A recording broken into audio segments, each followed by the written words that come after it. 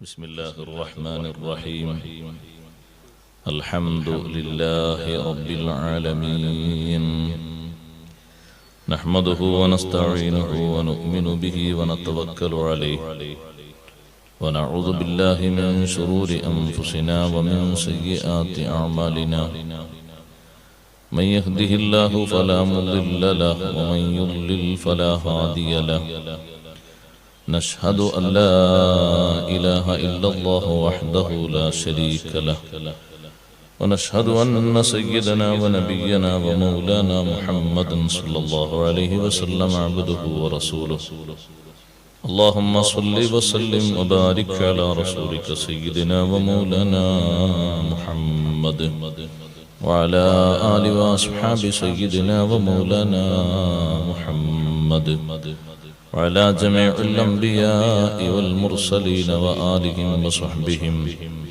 وتابعين لهم بإحسان إلى يوم الدين أما بعد فأعوذ بالله من الشيطان الرجيم بسم الله الرحمن الرحيم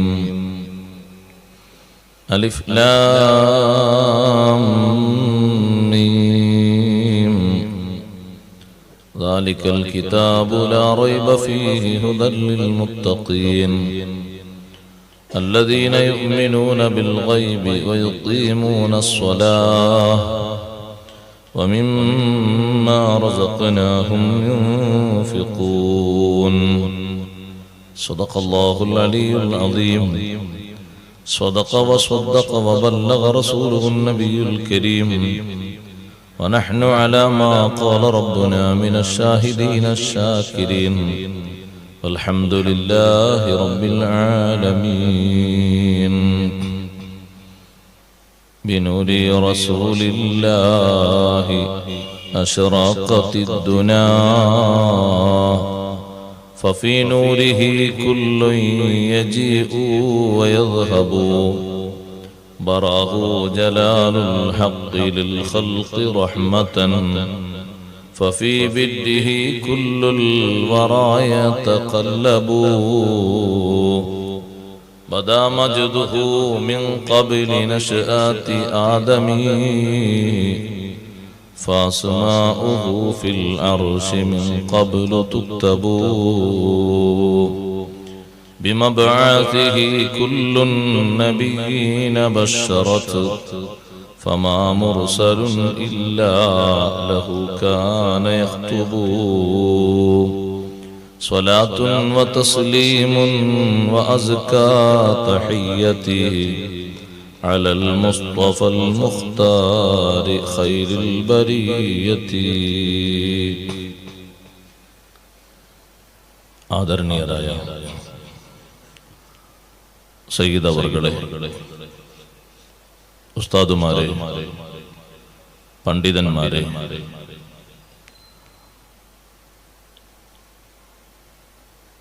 ദഫ് റാത്തീബ് committee ഭാരവാഹികളെ, ബഹുമാന്യരായ സഹോദരന്മാരെ, സഹോദരിമാരെ, സുഹൃത്തുക്കളെ, അള്ളാഹുവിന്റെ അതിമഹത്തായ അനുഗ്രഹം കൊണ്ട് ഔലിയാക്കളിൽ വിശ്രുതരും ഏറെ കറാമത്തുകൾ കൊണ്ട് അറിയപ്പെട്ടവരുമായ സുൽത്താനുൽ ആരിഫീൻ അഹ്മദുൽ കബീർ ദിഫാഇ ഖദ്ദസല്ലാഹു സിർറഹുൽ അസീസ് അവരുടെ പ്രത്യേക മേൽനോട്ടവും ബറക്കത്തും നിലനിൽക്കുന്ന നാടാണ് നമ്മുടെ ഈ നാടും പരിസരവും. അവരുടെ പേരിലുള്ള റിഫായി റാത്തീബ് അത് നടത്തുന്നതിലൂടെ അവരുടെ മഹനീയ സാന്നിധ്യം നമ്മുടെ എല്ലാ രംഗങ്ങളിലും ഒരു മേൽനോട്ടമായി നാം വിശ്വസിക്കുന്നു, കാണുന്നു. അക്കാരണം കൊണ്ട് നമ്മിലും നമ്മുടെ കുടുംബങ്ങളിലും ഉണ്ടായിത്തീരുന്ന വലിയ നേട്ടം പരിശുദ്ധ ദീനിന്റെ യഥാർത്ഥ പാരമ്പര്യ വഴികളിൽ നിന്ന് ഒരിക്കലും തെറ്റിപ്പോകാതെ അമ്പിയാക്കളെയും മൗലിയാക്കളെയും സ്നേഹിക്കുകയും ബഹുമാനിക്കുകയും ചെയ്യുന്ന ആ ഒരു താവഴി നമ്മുടെ നാട്ടിൽ എന്നും നിതാന്തമായി നിലനിന്നു കിട്ടും. അള്ളാഹു സ്വീകരിക്കുമാറാകട്ടെ. അത്തരത്തിലുള്ള റാത്തീബുകൾ സജീവമാക്കുന്നതിലും മഹാരഥന്മാരുടെ അനുസ്മരണം നിലനിർത്തുന്നതിലും കഴിഞ്ഞ കാലങ്ങളിൽ പങ്കുവഹിച്ച് നേതൃത്വം നൽകി ആരെല്ലാം സഹായിച്ച് സഹകരിച്ച് വിടവാങ്ങിയോ എല്ലാവരുടെയും ബർസഖിയായ ലോകം അല്ലാഹു വെളിച്ചമാക്കി കൊടുക്കട്ടെ. പ്രത്യേകിച്ച് ഞാനിവിടെ വന്നപ്പോൾ ദുആ കൊണ്ട് പ്രത്യേകം അറിഞ്ഞ നമ്മുടെ ബദറുദ്ദീൻ ഹാജിയുടെ ജ്യേഷ്ഠ പുതിയാപ്പുളയുടെ മകൾ ഹുനൈന എന്ന് പറയുന്ന ആ സഹോദരി, ചെറുപ്പക്കാരി, അവർ പ്രത്യേകം ദുആ കൊണ്ട് അറിയിച്ചതാണ്. അല്ലാഹു സുബ്ഹാനഹു വ തആല നമ്മുടെ ഈ സദസ്സിന്റെ ബറക്കത്തുകൾ ആ സഹോദരിയുടെ ഹദ്റത്തേക്ക് അല്ലാഹു എത്തിച്ചു കൊടുക്കുമാറാകട്ടെ. വലിയ സന്തോഷമുള്ള സ്വർഗീയ ലോകത്ത് ഏറ്റവും വലിയ സന്തോഷം കളിയാടുന്ന ജീവിതം അല്ലാഹു നൽകുമാറാകട്ടെ. കഴിഞ്ഞകാല ജീവിതത്തിൽ എന്തെല്ലാം വിഷമങ്ങൾ രോഗങ്ങൾ അനുഭവിച്ചോ അതെല്ലാം കഫാറത്തായി സ്വീകരിച്ച് അല്ലാഹു വലിയ സ്ഥാനം നൽകി അനുഗ്രഹിക്കുമാറാകട്ടെ. അവരുടെ മാതാപിതാക്കൾ, മറ്റു ബന്ധുക്കൾ എല്ലാവർക്കും അല്ലാഹു ബർക്കത്ത് നൽകുമാറാകട്ടെ. ആമുഖമായി പ്രാർത്ഥിച്ച് ഒരു വലിയ വിഷയമാണ് നമ്മുടെ ചർച്ചയ്ക്ക് മുന്നിലുള്ളത്. ഞാൻ അതിന്റെ പ്രധാനപ്പെട്ട ചില ഭാഗങ്ങൾ മാത്രം പറയാനാണ് ഉദ്ദേശിക്കുന്നത്. എല്ലാ ദിവസവും നിങ്ങൾ ഇവിടെ വാത് കേൾക്കാനുള്ളത് കൊണ്ട് നിങ്ങളെ മടുപ്പിക്കാൻ പാടില്ല. നാളെയും ഉണ്ട്, നാളെയും മറ്റന്നാളൊക്കെ വളരെ പ്രധാനപ്പെട്ട വിഷയമാണ്. നമ്മൾ ഏറ്റവും അധികം പഠിക്കേണ്ട വിഷയമാണ് നിസ്കാരം. ആദ്യമായി ഞാൻ ഓർമ്മപ്പെടുത്തുന്നത് അടിമ അള്ളാഹുവിന് ചെയ്യുന്ന ഏറ്റവും വലിയ നന്ദി ഈമാനിന് ശേഷം നിസ്കാരമാണ്. അടിമയിൽ നിന്ന് അള്ളാഹു പ്രതീക്ഷിക്കുന്ന, പ്രത്യേകിച്ച് അള്ളാഹുവിന്റെ പ്രതിനിധികളായ മനുഷ്യരിൽ നിന്ന് അള്ളാഹു പ്രതീക്ഷിക്കുന്ന ഏറ്റവും വലിയ നന്ദി ഈമാനാണ്, വിശ്വാസം. ആ വിശ്വാസത്തിന് ശേഷം പിന്നെ ഏറ്റവും കൂടുതൽ ആ ഈമാൻ നിലനിർത്തുന്നതിലൂടെ പ്രകടിപ്പിക്കാൻ കഴിയുന്ന നന്ദിയാണ് നിസ്കാരം. നിസ്കാരത്തിനുള്ള ഏറ്റവും വലിയ മഹത്വം മലക്കുകൾ ചെയ്യുന്ന എല്ലാ ആരാധനകളും അല്ലാഹു തആല ഒരുമിച്ച് കൂട്ടി നൽകിയ ഒരു ഇബാദത്താണ് നിസ്കാരം. നിസ്കാരം പോലെ ഒരു ഇബാദത്ത് മലക്കുകൾക്കില്ല. എന്നും റുക്കൂയിൽ കഴിയുന്ന മലക്കുകളുണ്ട്, എന്നും റുക്കൂയിലാണ്. എന്നും സുജൂദിലായി കഴിയുന്ന മലക്കുകളുണ്ട്. ഖിയാമിലായി എന്നും തസ്ബീഹ് ചൊല്ലി നിൽക്കുന്നവരുണ്ട്. അതേ രൂപത്തിൽ തന്നെ ഇരുത്തത്തിൽ അത്തഹിയ്യാത്തിൽ ഇരുന്ന് അല്ലാഹുവിനെ പ്രകീർത്തിക്കുന്ന, പ്രശംസിക്കുന്ന ധാരാളം മലക്കുകളുണ്ട്. ആ മലക്കുകൾ എല്ലാവരും കൂടി ചെയ്യുന്ന എല്ലാ സുഹൃതങ്ങളെയും ഒരുമിച്ച് കൂട്ടി മലക്കുകളെക്കാളും വലിയ ബഹുമാനം അല്ലാഹു നൽകിയ വിഭാഗമാണ് മനുഷ്യരിൽപ്പെട്ട അമ്പിയാക്കൾ. മലക്കുകളെക്കാളും ബഹുമാനമുള്ള ഇബാദത്ത് വേണല്ലോ. അതിന് അല്ലാഹു തആല തെരഞ്ഞെടുത്തു നൽകിയ ഇബാദത്താണ് നിസ്കാരം. നിസ്കാരം നിർവഹിക്കാത്ത ഒറ്റ നബിയും ലോകത്ത് കഴിഞ്ഞു പോയിട്ടില്ല. എല്ലാ നബിമാരും നിസ്കരിച്ചിട്ടുണ്ട്. വഔഹൈനാ ഇലൈഹിം ഫിഅലൽ ഖൈറാത്തി വഇഖാമസ് സ്വലാത്തി വഇതാഅസ് സകാത്ത്. മുഴുവൻ നബിമാരിലേക്കും നാം വഹി അറിയിച്ചിട്ടുണ്ട്. ഫിഅലൽ ഖൈറാത്തി, നന്മകൾ ചെയ്യണമെന്ന്, എല്ലാ നന്മകളും ചെയ്യണം എന്ന വഹി നാം നബിമാർക്ക് നൽകിയിട്ടുണ്ട്. ആ നന്മകളിൽ രണ്ടെണ്ണം അല്ലാഹു എടുത്തു പറഞ്ഞു. വഇഖാമസ് സ്വലാത്തി വഇതാഅസ് സകാത്ത്, നിസ്കാരം നിലനിർത്തണമെന്നും സകാത്ത് കൊടുക്കണമെന്നും അമ്പിയാക്കൾക്ക് നാം വഹി നൽകിയിട്ടുണ്ട്. ലോകത്ത് നിസ്കരിക്കാത്ത ഒരൊറ്റ നബിയും കഴിഞ്ഞു പോയിട്ടില്ല. സകാത്ത് കൊടുക്കാത്ത, അത് നിർദ്ദേശിക്കാത്ത ഒരു നബിയും കഴിഞ്ഞു പോയിട്ടില്ല. വകാനൂ ലനാ ആബിദീൻ. ആ അമ്പിയാക്കൾ നമുക്ക് ആരാധന നടത്തുന്നവരായിരുന്നു. കുട്ടിക്കാലത്ത് സംസാരപ്രായം എത്തുന്നതിന്റെ മുമ്പ് തൊട്ടിലിൽ കുട്ടിയായി കിടക്കുന്ന സമയത്ത് ബഹുമാനപ്പെട്ട ഈസാ നബി അലൈഹിസ്സലാം, ഈസാ നബി അലൈഹിസ്സലാം ആരാണെന്നതിൽ അവിടുത്തെ ജനത സംശയിച്ചു കൊണ്ടിരിക്കുമ്പോ ചിലരൊക്കെ പറഞ്ഞു മറിയം ബീവി റളിയല്ലാഹു അൻഹയിൽ ജനിച്ചൊരു ജാരസന്തതിയാണ്. മറിയം ബീവി റളിയല്ലാഹു അൻഹയെ അവര് കടന്നാക്ഷേപിച്ചു. ഇങ്ങനെ പലതും പറഞ്ഞ് വിമർശിച്ചു കൊണ്ടിരിക്കുമ്പോ കുട്ടിയോട് ചോദിക്കാൻ വേണ്ടി മറിയം ബീവി റളിയല്ലാഹു അൻഹ ആംഗ്യം കാണിച്ചു കൊടുത്തപ്പോൾ ഖാലൂ കൈഫ നുകല്ലിമു മൻ കാന ഫിൽ മഗ്ദി സബിയ്യാ, തൊട്ടിലിൽ കുട്ടിയായി കിടക്കുന്ന വ്യക്തിയോട് ഞങ്ങൾ എങ്ങനെ സംസാരിക്കാനാണ്? തൊട്ടിലിൽ കിടക്കുന്ന കുട്ടികളോട് സംസാരിച്ചൊരു ശീലം ഞങ്ങൾക്കില്ല. സംസാരത്തിന് പ്രായമുറ്റുന്നവരോടല്ലേ സംസാരിക്കുന്ന പതിവ്.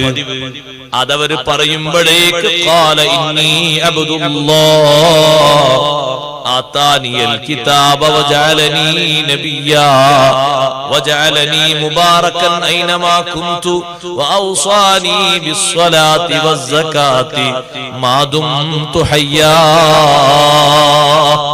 അല്ലാഹു എന്നോട് വസിയ്യത്ത് ചെയ്തിട്ടുണ്ട്.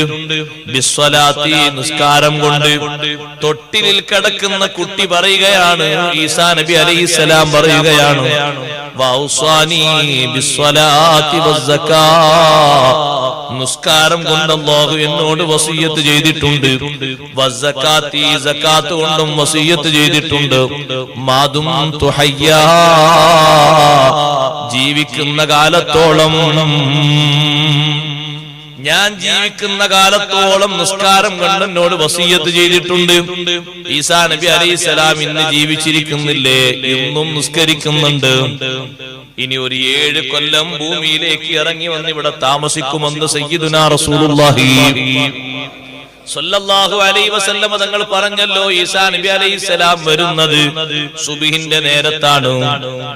ദമസ്കസിലെ വെള്ളമിനാരത്തിലൂടെ മലക്കിന്റെ ചിറകിന്റെ സംരക്ഷണത്തിലായി താഴോട്ടിറങ്ങി വരുമ്പോ മസ്ജിദുൽ അഖ്സയിൽ നിന്ന് വാങ്കുലി മുഴങ്ങുന്ന നേരമാണ്.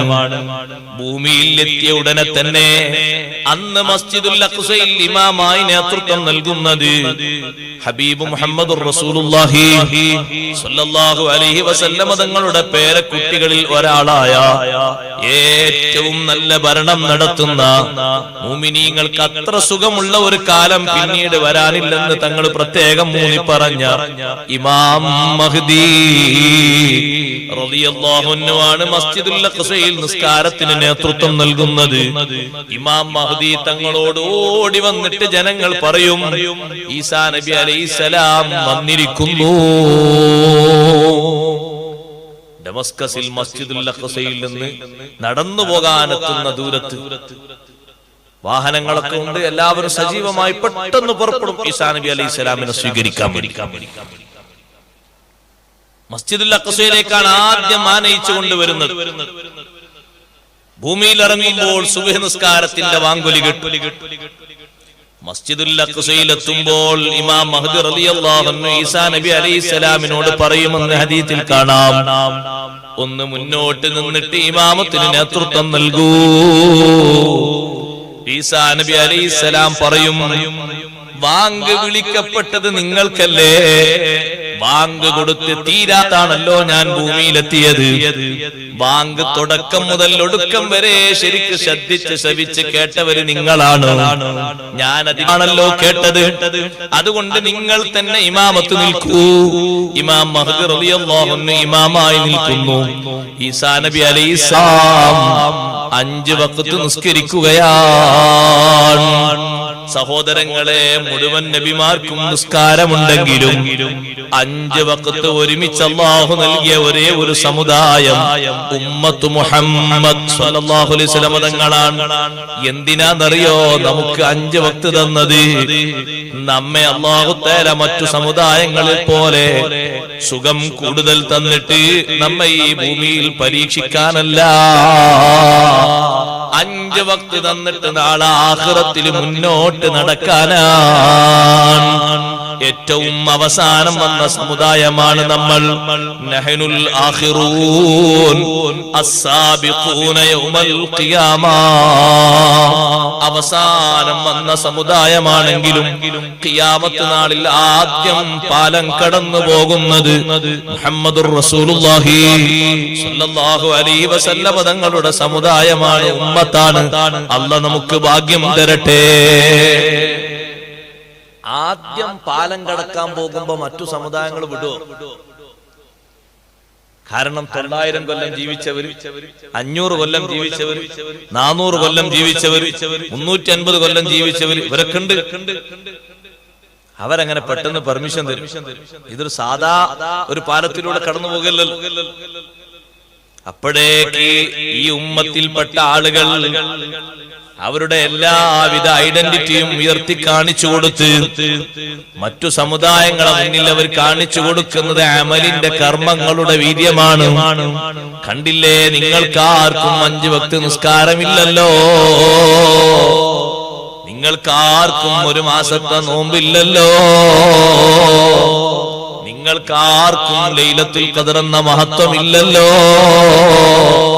നിങ്ങൾക്കാർക്കും വെള്ളിയാഴ്ച ദിവസത്തിലെ ആരാധനയില്ലല്ലോ. ഞങ്ങൾക്ക് അല്ലാഹു നൽകിയത് ഏറ്റവും മഹത്വമുള്ള ബഹുമാനമുള്ള ശ്രദ്ധതയുള്ള നേതാവിനായപ്പോൾ ആ നേതാവിന്റെ കീഴിൽ ജീവിക്കുന്ന അനുയായികളായ ഉമ്മത്ത്, അവിടുത്തെ സ്വീകരിച്ച് വിശ്വസിച്ച ഉമ്മത്ത് അമലിൽ കുറവുള്ളവരാകാൻ പാടില്ല. നിങ്ങൾ ചെയ്തതിനേക്കാളും കർമ്മങ്ങൾ ഞങ്ങൾ ചെയ്തിട്ടുണ്ട്. ബനു ഇസ്രായേൽ എന്ന് പറയുന്ന ഒരു സമുദായത്തിന് അല്ലാഹു നിർബന്ധമാക്കിയത് 2 വഖത്താണ്. സ്വർഗത്തിൽ നിന്ന് ഭക്ഷണം കിട്ടിയവരാണ് അവര്. മക്കാർക്ക് സ്വർഗത്തിൽ നിന്ന് ഭക്ഷണം കിട്ടിയോ?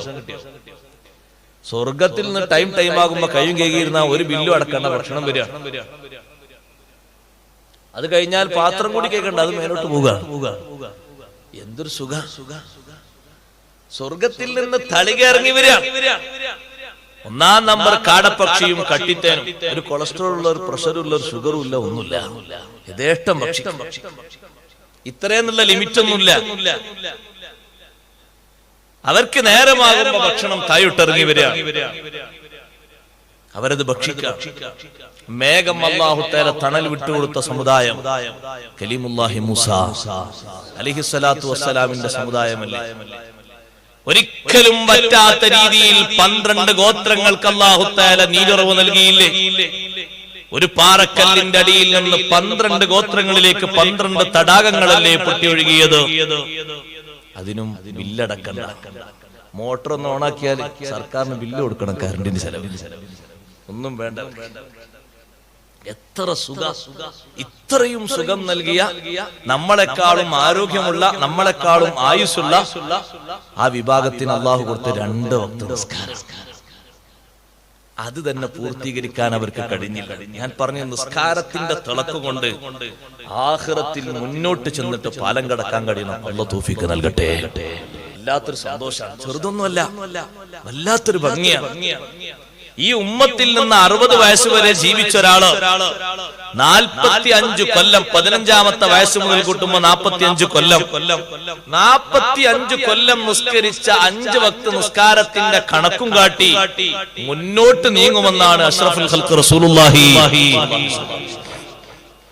ഒരു സ്ഥലത്ത് മാത്രല്ല, ഒരു സ്ഥലത്ത് മാത്രല്ല, അർശിന്റെ ചുവട്ടിൽ ആദ്യം തണൽ കൊടുക്കുന്ന ഉമ്മത്ത്, ഹൗലിന്റെ അടുക്കൽ ആദ്യം പ്രവേശനമുള്ള സമുദായം, അതേ മീസാൻ എന്ന് പറയുന്ന അമലുകൾ തൂക്കുന്ന ത്രാസിന്റെ സമീപത്ത് ആദ്യം കൊണ്ടുവരുന്ന ഉമ്മത്ത്, പോരാ ഹിസാബിന്റെ സമയത്ത് ആദ്യം മുന്നോട്ട് കുതിക്കുന്നവർ, ഹിസാബില്ലാതെ ആദ്യം സ്വർഗത്തിലേക്ക് പാലം കടക്കുന്നവർ, എല്ലാ രംഗങ്ങളിലും അസ്സാബിഖൂന യൗമൽ ഖിയാമ, ഖിയാമത്ത് നാളിൽ മുന്നോട്ട് കുതിക്കുന്നവരാ.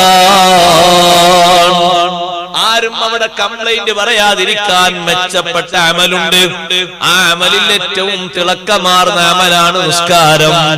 അതെ, നിങ്ങൾ കേട്ടിട്ടില്ലേ ബഹുമാനപ്പെട്ട റാബിയത്തുൽ അദവിയ്യ റളിയല്ലാഹു അൻഹാ ഒരു ദിവസം 1000 റക്അത്ത് സുന്നത്ത് നിസ്കരിച്ചിരുന്ന മഹദിയാണ്.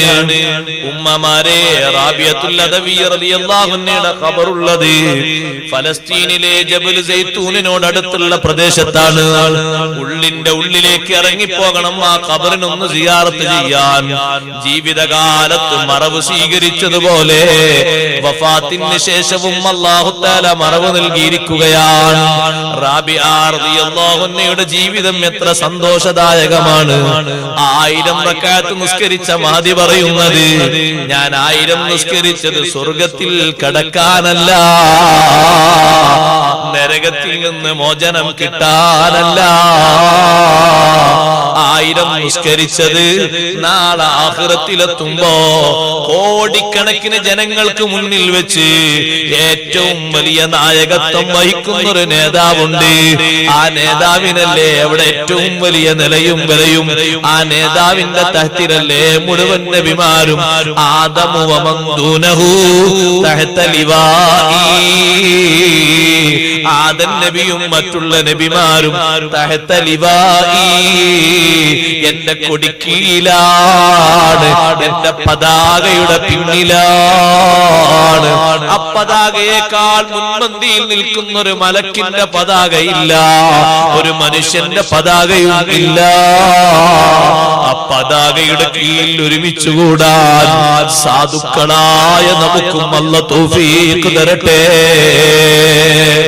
ആ പതാകക്ക് കീഴിൽ നിൽക്കുന്ന മുഴുവൻ നബിമാരും അമ്പിയാക്കളും ഔലിയാക്കളും ഉണ്ടാകുമ്പോ മുത്തുനബി തങ്ങളെ ഒരു ചോദ്യം വരാനുണ്ട്. എന്റെ ഉമ്മത്തിൽ നിന്ന് 1000 റക്അത്ത് നിസ്കരിച്ചവരെവിടെ? മുന്നോട്ട് ഞാൻ അങ്ങ് അന്തസ്സോടെ നടന്നു പോകുമെന്ന് റാബിയത്തുൽ അദവിയ്യ. സഹോദരിമാരെ, റാബിയത്തുൽ അദവിയ്യ റളിയല്ലാഹു അൻഹ നബി തങ്ങളെ വിളിക്കുത്തരം കേട്ട് മുന്നോട്ട് നീങ്ങാൻ. എന്തിനാണ് 1000 റക്അത്ത് നിസ്കാരം? നിങ്ങൾ ആലോചിച്ചു നോക്കൂ. ഏറ്റവും വലിയ സമ്മാനമല്ലേ ഇത്? 1000 റക്അത്ത് നിസ്കരിച്ചവർ എന്റെ ഉമ്മത്തിൽ നിന്ന് ആരാന്ന് വിളിക്കുമ്പോ മുഴുവൻ നബിമാരും അനുസരിച്ചു പോയി.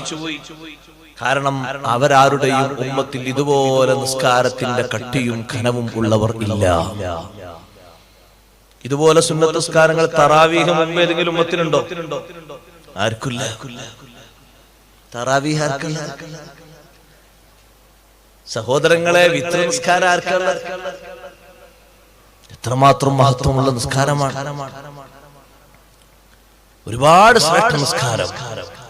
ഈ നിസ്കരിച്ച് പാരത്രിക ലോകത്ത് സയ്യിദുനാ റസൂലുള്ളാഹി സ്വല്ലല്ലാഹു അലൈഹി വസല്ലം തങ്ങളുടെ മുന്നിൽ വല്ലാത്തൊരു സന്തോഷം കിട്ടാനുണ്ട്. അതോടൊപ്പം ഞാൻ പറയട്ടെ, നിസ്കാരം പോലെ അള്ളാഹുവിന് നന്ദിയുള്ള മറ്റൊരു കർമ്മവും ലോകത്തില്ല. നിസ്കാരം പോലെ റബ്ബിന് നന്ദിയായി കൊടുക്കേണ്ട ഒരു കർമ്മവും ലോകത്ത് വേറെയില്ല.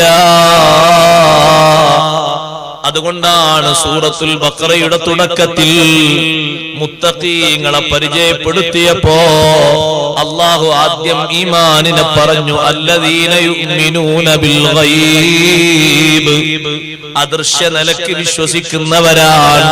അള്ളാഹുവിനെ കണ്ടിട്ടില്ല, കാണാതെ വിശ്വസിക്കുന്നു. നബിതങ്ങളെ കണ്ടിട്ടില്ല, കാണാതെ വിശ്വസിക്കുന്നു. മലക്കുകളെ കണ്ടിട്ടില്ല, വിശ്വസിക്കുന്നുണ്ട്. സ്വർഗമോ നരകമോ കണ്ടിട്ടില്ല. യുക്തിവാദം മൂർച്ചേറിയ മനുഷ്യന്മാര് സ്വർഗവും നരകവും അതൊരു കിനാവാണ്, സ്വപ്നമാണ് എന്ന് പറഞ്ഞ് തള്ളും പോലെ ഈമാനുള്ളവര് തള്ളിയിട്ടില്ല. അതൊരു സാങ്കല്പിക കഥയാണെന്നാണ് യുക്തിവാദികൾ പറയുന്നത്. നഊദു ബില്ലാഹി മിൻ ദാലിക്. ആ സാങ്കല്പിക കഥ പഠിപ്പിക്കാനാണോ പരിശുദ്ധ ഖുർആൻ? സ്വർഗം ഉണ്ടെന്നല്ലേ ഖുർആൻ പറയുന്നത്, നരകവും ഉണ്ടെന്നല്ലേ ഖുർആൻ പറയുന്നത്. രണ്ടിനും രണ്ട് വിഭാഗം ഉണ്ടെന്ന് അല്ലാഹു പറയുന്നില്ലേ? ഫരീഖുൻ ഫിൽ ജന്നതി വഫരീഖുൻ ഫിസ് സഈർ. ഒരു വിഭാഗം സ്വർഗത്തിലാണ്, മറ്റൊരു വിഭാഗം നരകത്തിലാണ്. സ്വർഗക്കാരിൽ നമ്മെയും നമ്മുടെ കൂട്ടുകുടുംബാദികളെയും ഉസ്താദുമാര്, ശിഷ്യന്മാര്, സഹപാഠികൾ, സ്നേഹികൾ അല്ലാഹു തആല ഉൾപ്പെടുത്തി തരട്ടെ. ആ വിശ്വാസം ചെറിയ വിശ്വാസമല്ല. അല്ലദീന യുഅ്മിനൂന ബിൽ ഗൈബ്. അദൃശ്യമായ നിലക്ക് അല്ലാഹുവിൽ വിശ്വസിക്കുന്ന വിശ്വാസം ചെറുതല്ല, വലിയ വിശ്വാസമാണ്. ഒരു ദിവസം അഷ്റഫുൽ ഖൽഖ് സല്ലല്ലാഹു അലൈഹി വസല്ലം സ്വഹാബത്തിനോട് ചോദിച്ചു, സ്വഹാബാ, ഈമാന്റെ കൂട്ടത്തിൽ, വിശ്വാസത്തിന്റെ കൂട്ടത്തിൽ നിങ്ങൾക്ക് ഏറ്റവും അത്ഭുതം തോന്നുന്ന വിശ്വാസം ആരുടെ വിശ്വാസമാണ്? സ്വഹാബത്ത് പറഞ്ഞു, നബിയേ, മലക്കുകളുടെ വിശ്വാസമായിരിക്കും ഈമാനിൽ ഏറ്റവും അത്ഭുതമുള്ള വിശ്വാസം. നബി തങ്ങൾ പറഞ്ഞു, മലക്കുകൾക്ക് എന്താ വിശ്വസിക്കാതിരിക്കാൻ? അവർ അല്ലാഹുവിന്റെ ഹളറത്തിലല്ലയോ? അവർ റബ്ബിനെ കാണുന്നവരാണ്, റബ്ബിന്റെ കലാമ് കേൾക്കുന്നവരാണ്, റബ്ബിന്റെ നിർദ്ദേശങ്ങൾക്കനുസരിച്ച് പ്രവർത്തിക്കുന്നവരാണ്. അവർക്കെന്താ വിശ്വസിക്കാതിരിക്കാൻ? പ്രശ്നമെന്താണ്? അപ്പൊ സ്വഹാബത്ത് പറഞ്ഞു, എന്നാൽ നബിയെ, അമ്പിയാക്കളായിരിക്കും. നബി തങ്ങളുടെ മറുപടി, അമ്പിയാക്കൾക്ക് എന്താ വിശ്വസിക്കാതിരിക്കാൻ? അവർക്ക് പെട്ടെന്ന് വിശ്വസിച്ചൂടെ? റബ്ബിൽ നിന്ന് വഹി ലഭിക്കുന്നുണ്ടല്ലോ, അവർക്ക് വിശ്വാസത്തിന് തടസ്സമില്ലല്ലോ. അപ്പൊ അവസാനം സഹാബത്ത് പറഞ്ഞു, എന്താ നബിയെ, ഞങ്ങളായിരിക്കും വിശ്വാസത്തിൽ ഏറ്റവും അത്ഭുതമുള്ളത്, ഞങ്ങളായിരിക്കും. തങ്ങൾ പറഞ്ഞു, നിങ്ങൾക്ക് എന്താ വിശ്വസിച്ചൂടെ? ഞാൻ നിങ്ങളെ മുന്നിലല്ലേ ഉള്ളത്, നിങ്ങൾക്കല്ലേ മുഅ്ജിസത്ത് കാണിച്ചു തരുന്നത്, നിങ്ങൾക്കല്ലേ ഖുർആൻ ഓതി തരുന്നത്, നിങ്ങൾക്കല്ലേ വേണ്ടതൊക്കെ പഠിപ്പിച്ചു തരുന്നത്. മുന്നിൽ ഞാൻ നിന്നിട്ട് പിന്നെ വിശ്വസിക്കാൻ നിങ്ങൾക്ക് വല്ല തടസ്സമുണ്ടോ? നബി തങ്ങൾ പറഞ്ഞു, നിങ്ങളും അല്ല, അമ്പിയാക്കളും അല്ല, അതേ മലക്കുകളും അല്ല. എന്റെ കാലശേഷം വരുന്ന ഖിയാമത്ത് നാൾ വരെ ജനങ്ങളിൽ എന്നെ കാണാതെ, റബ്ബിന്റെ നിർദ്ദേശം ഡയറക്റ്റായി കിട്ടാതെ, വഹി മുഖേന കിട്ടിയ ബോധ്യപ്പെടുത്തലൊന്നുമില്ലാതെ വിശ്വസിക്കുന്ന മുഅ്മിനീങ്ങളുണ്ട്. അവരിൽ അല്ലാഹു നമ്മളെ ചേർത്തി തരട്ടെ. അയ്യുൽ മുഅ്മിനീന അഅജബു ഈമാനാ. മുഅ്മിനീങ്ങളിൽ ഏറ്റവും കൗതുകം നിറഞ്ഞ ഈമാൻ അവരാണ് അല്ലദീന യുഅ്മിനൂന ബിൽ ഗൈബ്. എല്ലാ വിശ്വാസവും അദൃശ്യമായ നിലക്കാണ്. ഞാൻ അല്ലാഹനെ കണ്ടെങ്കിലേ വിശ്വസിക്കൂ എന്നുള്ള വാദം നമുക്കില്ലല്ലോ.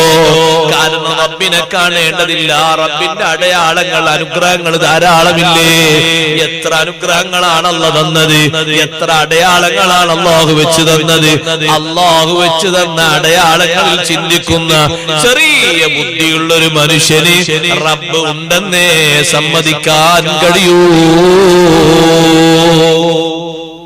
ഇല്ലെങ്കിൽ സഹോദരാ, എന്തെല്ലാം ഉപകരണങ്ങൾ ലോകത്തുണ്ട്, എന്തെല്ലാം ഉപകരണങ്ങൾ ലോകത്തുണ്ട്. കാറ്റിനെ നിയന്ത്രിക്കാൻ എന്ത് ഉപകരണമാണുള്ളത്? അതെ, നിങ്ങൾ നോക്ക്, കാറ്റടിച്ച് വീശി, ശക്തമായ കാറ്റടിച്ച് വീശിയാൽ അതിനെ നിയന്ത്രിക്കാൻ എന്ത് ഉപകരണമാണ്? കാലിക്കറ്റ് എയർപോർട്ടിൽ വിമാനം ഇറങ്ങാൻ വേണ്ടി എല്ലാവരും ഒരുങ്ങിക്കഴിയുമ്പോ വിമാനത്തിന്റെ ഉള്ളിൽ നിന്നൊരു അനൗൺസ്മെന്റ്, എല്ലാവരും ഒന്ന് ക്ഷമിക്കണം, മഴയും കാറ്റും കൂടുതലായതുകൊണ്ട് വിമാനം കൊച്ചിയിലേക്ക് വിടുക. ഇങ്ങ് കാസർഗോഡ് എത്തേണ്ട ആള് ഇന്നാ ലില്ലാഹി വ ഇന്നാ ഇലൈഹി റാജിഊൻ കൊച്ചിയിലേക്ക് പോയിട്ട് ഞാൻ എത്ര ദൂരം സഞ്ചരിക്കണം?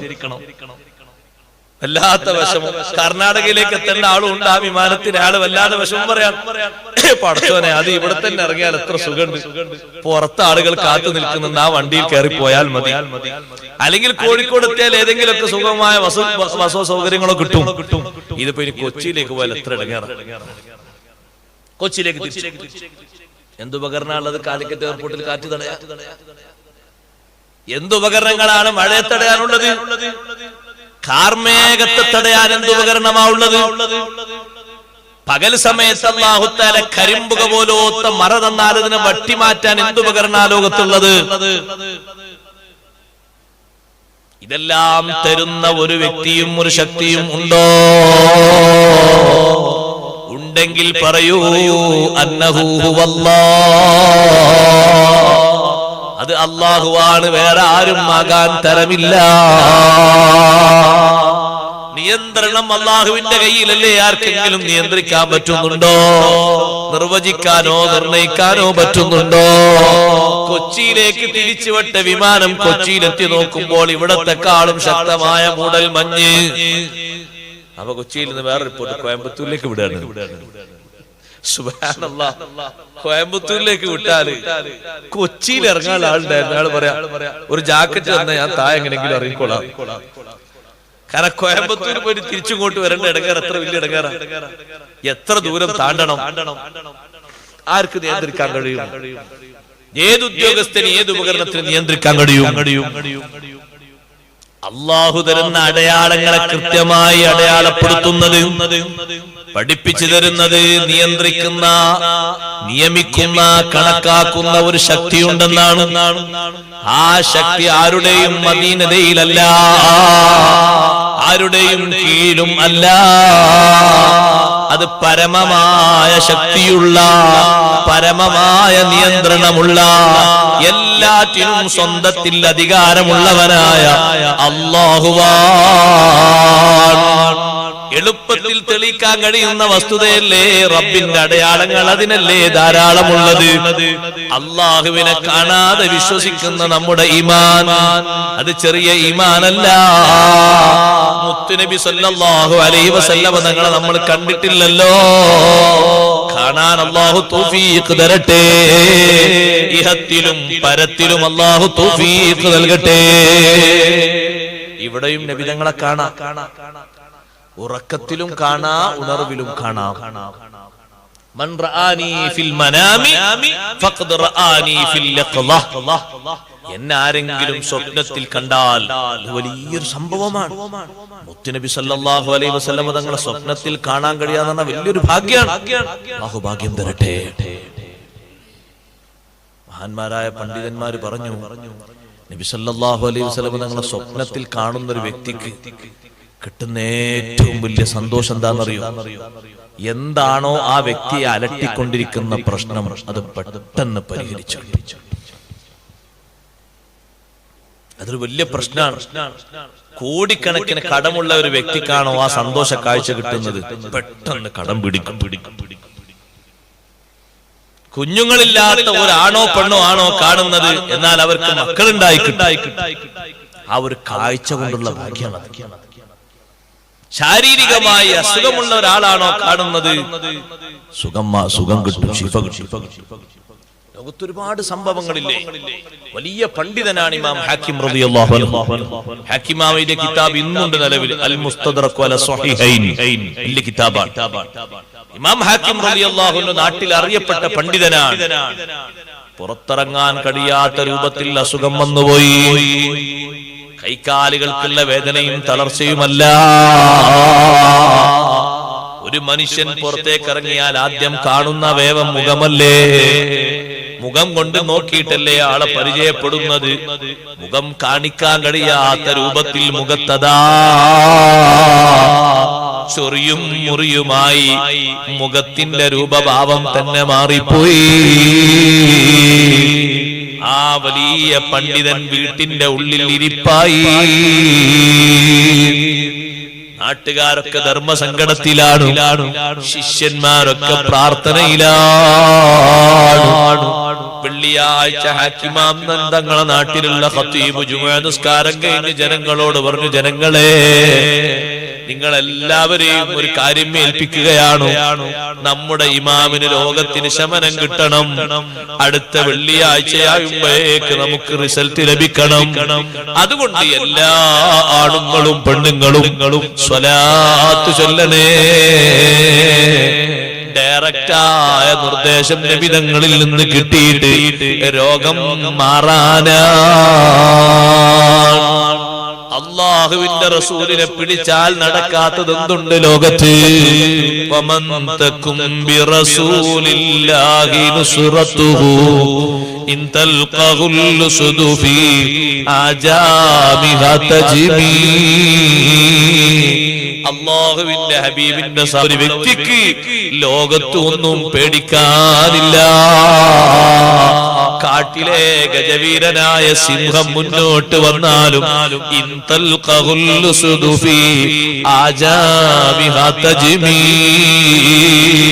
വനാന്തരങ്ങൾക്കുള്ളിൽ ഒറ്റപ്പെട്ട രീതിയിൽ സിംഹത്തെ കണ്ടു.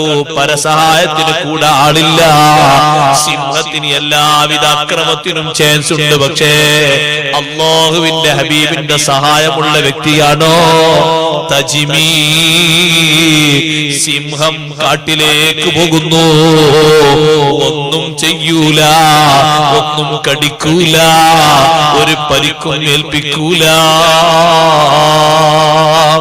സഹോദരങ്ങളെ, ഹാക്കിമാം റളിയല്ലാഹു അൻഹു രോഗം മാറാൻ നിർദ്ദേശം കിട്ടാൻ നാട്ടുകാരൊക്കെ സ്വലാത്ത് ചൊല്ലി. ഏറെ സ്വലാത്ത് ചൊല്ലി. പിറ്റത്തെ വെള്ളിയാഴ്ച രാവിലെ പള്ളിയിലെ ഉസ്താദിനെ വിളിക്കാൻ വേണ്ടിയിട്ട് ഒരു ഉമ്മ വന്നിരിക്കുകയാണ് പള്ളിന്റെ പുറത്ത്. പള്ളിയിലെ ഉസ്താദിനോട് ഒരു കാര്യം പറയാൻ. ആ നാട്ടുകാരിയായ ഒരു സഹോദരി ഒരു വിഷയം പറയാനുണ്ട്. കഴിഞ്ഞ വെള്ളിയാഴ്ച നാട്ടുകാരോടൊക്കെ സ്വലാത്തെല്ലാം പറഞ്ഞു. എല്ലാവരും സ്വലാത്തിലാണ്. ആണും പെണ്ണും ചെറിയവരും വലിയവരും ഒക്കെ സ്വലാത്തിലാണ്. ഒരു പെണ്ണ് വന്നിട്ട് പറയാണ്, ഉസ്താദേ, ഇന്നലെ രാത്രി ഞാൻ കൂടുതൽ സ്വലാത്ത് ചൊല്ലി. ഞാൻ കണ്ടു മുഹമ്മദുർ റസൂലുള്ളാഹി സ്വല്ലല്ലാഹു അലൈഹി വസല്ലം തങ്ങളെ കണ്ടു. എന്നോട് അല്ലാഹുവിന്റെ ഹബീബ് പറഞ്ഞ നിർദ്ദേശം ഇമാം ഹാക്കിം തങ്ങളോട് ഒരു ചെറിയ കാര്യം ചെയ്യാൻ വേണ്ടി പറഞ്ഞിട്ടുണ്ട്. ജനങ്ങൾക്ക് മുഴുവനും വെള്ളം കൊടുക്കുന്ന ഒരു മാർഗം ഉണ്ടാക്കി കൊടുക്കാൻ പറഞ്ഞിട്ടുണ്ട്. രോഗമല്ല ശിഫയാക്കുമെന്നും പറഞ്ഞിട്ടുണ്ട്. എന്താ കാര്യം പറഞ്ഞേ? എല്ലാവർക്കും കുടിക്കാൻ പറ്റുന്ന രൂപത്തിൽ വെള്ളം സംവിധാനം ചെയ്യാൻ വേണ്ടി ഖത്തീബിന്റെ മക്കളി നിർദ്ദേശം കിട്ടിയോണ്ട് തന്നെ ഖത്തീബ് ഉസ്താദ് ഓടി ഇമാം ഹാക്കിം റളിയല്ലാഹു അൻഹു വീട്ടിലേക്ക് ഓടിയിട്ട് ഈ സന്തോഷം പറഞ്ഞു. ഇമാം ഹാക്കിം റളിയല്ലാഹു അൻഹു വല്ലാതെ സന്തോഷിച്ചു. ആരുടെ സഹായമാണ്? ലോകത്തിന്റെ നേതാവ് മുഹമ്മദുർ റസൂലുള്ളാഹി സ്വല്ലല്ലാഹു അലൈഹി വസല്ലം തങ്ങളുടെ സഹായമാണ്. വെള്ളം എല്ലാവർക്കും കൊടുക്കാൻ വേണ്ടി പറഞ്ഞിട്ടുണ്ട്. വീട്ടിന്റെ മുൻഭാഗത്ത് പ്രത്യേകം അതാ വെള്ളം സംവിധാനം ഏർപ്പെടുത്തി. അതിലൂടെ പോകുന്ന എല്ലാ ആളുകളും വെള്ളം എടുക്കാൻ വേണ്ടി അവിടെ എഴുതി വെക്കുകയും ചെയ്തു. യാത്രക്കാരൊക്കെ വെള്ളം എടുക്കുകയാണ്. അല്ലാതെ പോകുന്നവരും കുടിക്കാൻ വെള്ളം എടുക്കുന്നുണ്ട്, ഉളു എടുക്കാൻ വെള്ളം എടുക്കുന്നുണ്ട്, പാത്രത്തിൽ നിറച്ചു കൊണ്ടുപോകുന്നുണ്ട്. അടുത്ത ആഴ്ചയാകുമ്പോഴേക്ക് ഒരു കല പോലും ബാധിക്കാതെ രോഗം മാറിക്കിട്ടി. അല്ലാഹ് നമുക്ക് തൗഫീഖ് നൽകട്ടെ. ഇവിടുത്തെ കാണാൻ അല്ലാഹ് തൗഫീഖ് നൽകട്ടെ. ഈ സദസ്സ് ഖബൂലാക്കി അല്ലാഹ് നമുക്ക് തൗഫീഖ് നൽകട്ടെ. വല്ലാത്ത ഒരു സന്ദർഭമാണ് ഇവിടുത്തെ കാണുക. വല്ലാത്തൊരു ഭാഗ്യമാണ്. ഇവിടുത്തെ കണ്ടു എന്ന് പറയുന്ന ഒരാളെ കണ്ടാൽ തന്നെ വല്ലാത്തൊരു ഭാഗ്യം. കാണാതെ വിശ്വസിച്ചവരില്ലേ നമ്മൾ, ഒന്നും കുറയാനില്ല. അല്ലാഹ് നമ്മളെ ഈമാൻ ഖബൂലാക്കി തരട്ടെ. അവിടുത്തെ കാണാതെ നമ്മൾ വിശ്വസിച്ചു. സ്വഹാബത്ത് കണ്ടിട്ടാ വിശ്വസിച്ചത്. കണ്ടിട്ട് വിശ്വസിച്ചതും കാണാതെ വിശ്വസിച്ചതും കൂടുതൽ പവറുള്ള ഈമാൻ കാണാതെ വിശ്വസിച്ചു. അല്ലദീന യുമിനൂന ബിൽ ഗൈബ്, കാണാതെ വിശ്വസിച്ചു. മലക്കുകളെ കണ്ടിട്ടില്ല, അമ്പിയാക്കളെ കണ്ടിട്ടില്ല, മുർസലുകളെ കണ്ടിട്ടില്ല, ഒന്നും കണ്ടിട്ടില്ല, കാണാതെ വിശ്വസിച്ചു. വിശ്വാസത്തിനോട് അല്ലാഹു ചേർത്തി പറഞ്ഞ കാര്യം നോക്ക് നിങ്ങൾ. വയുഖീമൂന സ്വലാ, ഈമാൻ കഴിഞ്ഞ് തൊട്ടുടനെ അല്ലാഹു പറഞ്ഞത് നിസ്കാരം അവർ നിലനിർത്തുന്നവരാണ്. എന്റെ സഹോദരന്മാരെ സഹോദരിമാരെ ഇങ്ങനെ പറഞ്ഞത് ഈമാൻ ശരിയായ രൂപത്തിൽ ഫലമുള്ള ഈമാനാകാൻ അതിനേറ്റവും നല്ല ഫലം വരുത്തേണ്ടത് നിസ്കാരം കൊണ്ടാണ്. നിസ്കാരം നിലനിർത്തുന്നവരാണ്. ഞാൻ അവിടെ കുറച്ച് കാര്യങ്ങൾ പറയട്ടെ. മുക്കല്ലഫായത് മുതൽക്ക് നിങ്ങൾ നോക്ക്, മുക്കല്ലഫായത് മുതൽക്ക്, ബുദ്ധി വന്നത് മുതൽക്ക് ശരീരത്തോട് മനസ്സിനോട് ചേരുന്നൊരു ബാധ്യതയില്ലേ നിസ്കാരം? ബുദ്ധിയുള്ള എല്ലാ മുസ്ലിമും നിസ്കരിക്കണ്ടേ, ശുദ്ധിയുള്ള എല്ലാ മുസ്ലിമത്തും നിസ്കരിക്കണ്ടേ. ആ നിസ്കാരത്തിൽ നിങ്ങൾ നോക്ക്, ഒരു നിലക്കും വിട്ടുവീഴ്ച തരുന്നില്ല.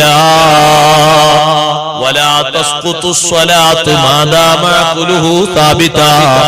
ബുദ്ധി നിലനിൽക്കുന്ന കാലത്തോളം നിസ്കാരം ഒഴിവാകൂല. ബുദ്ധി നിലനിൽക്കുന്ന കാലത്തോളം നിസ്കാരം ഒഴിവാകൂല. ഉസ്താദേ, കയ്യനക്കാൻ പറ്റുന്നില്ല, നിസ്കരിക്കണം. കാലനക്കാൻ പറ്റുന്നില്ല, നിസ്കരിക്കണം. തോളനക്കാൻ പറ്റുന്നില്ല, നിസ്കരിക്കണം. ഇരിക്കാൻ കഴിയുന്നില്ല, നിസ്കരിക്കണം.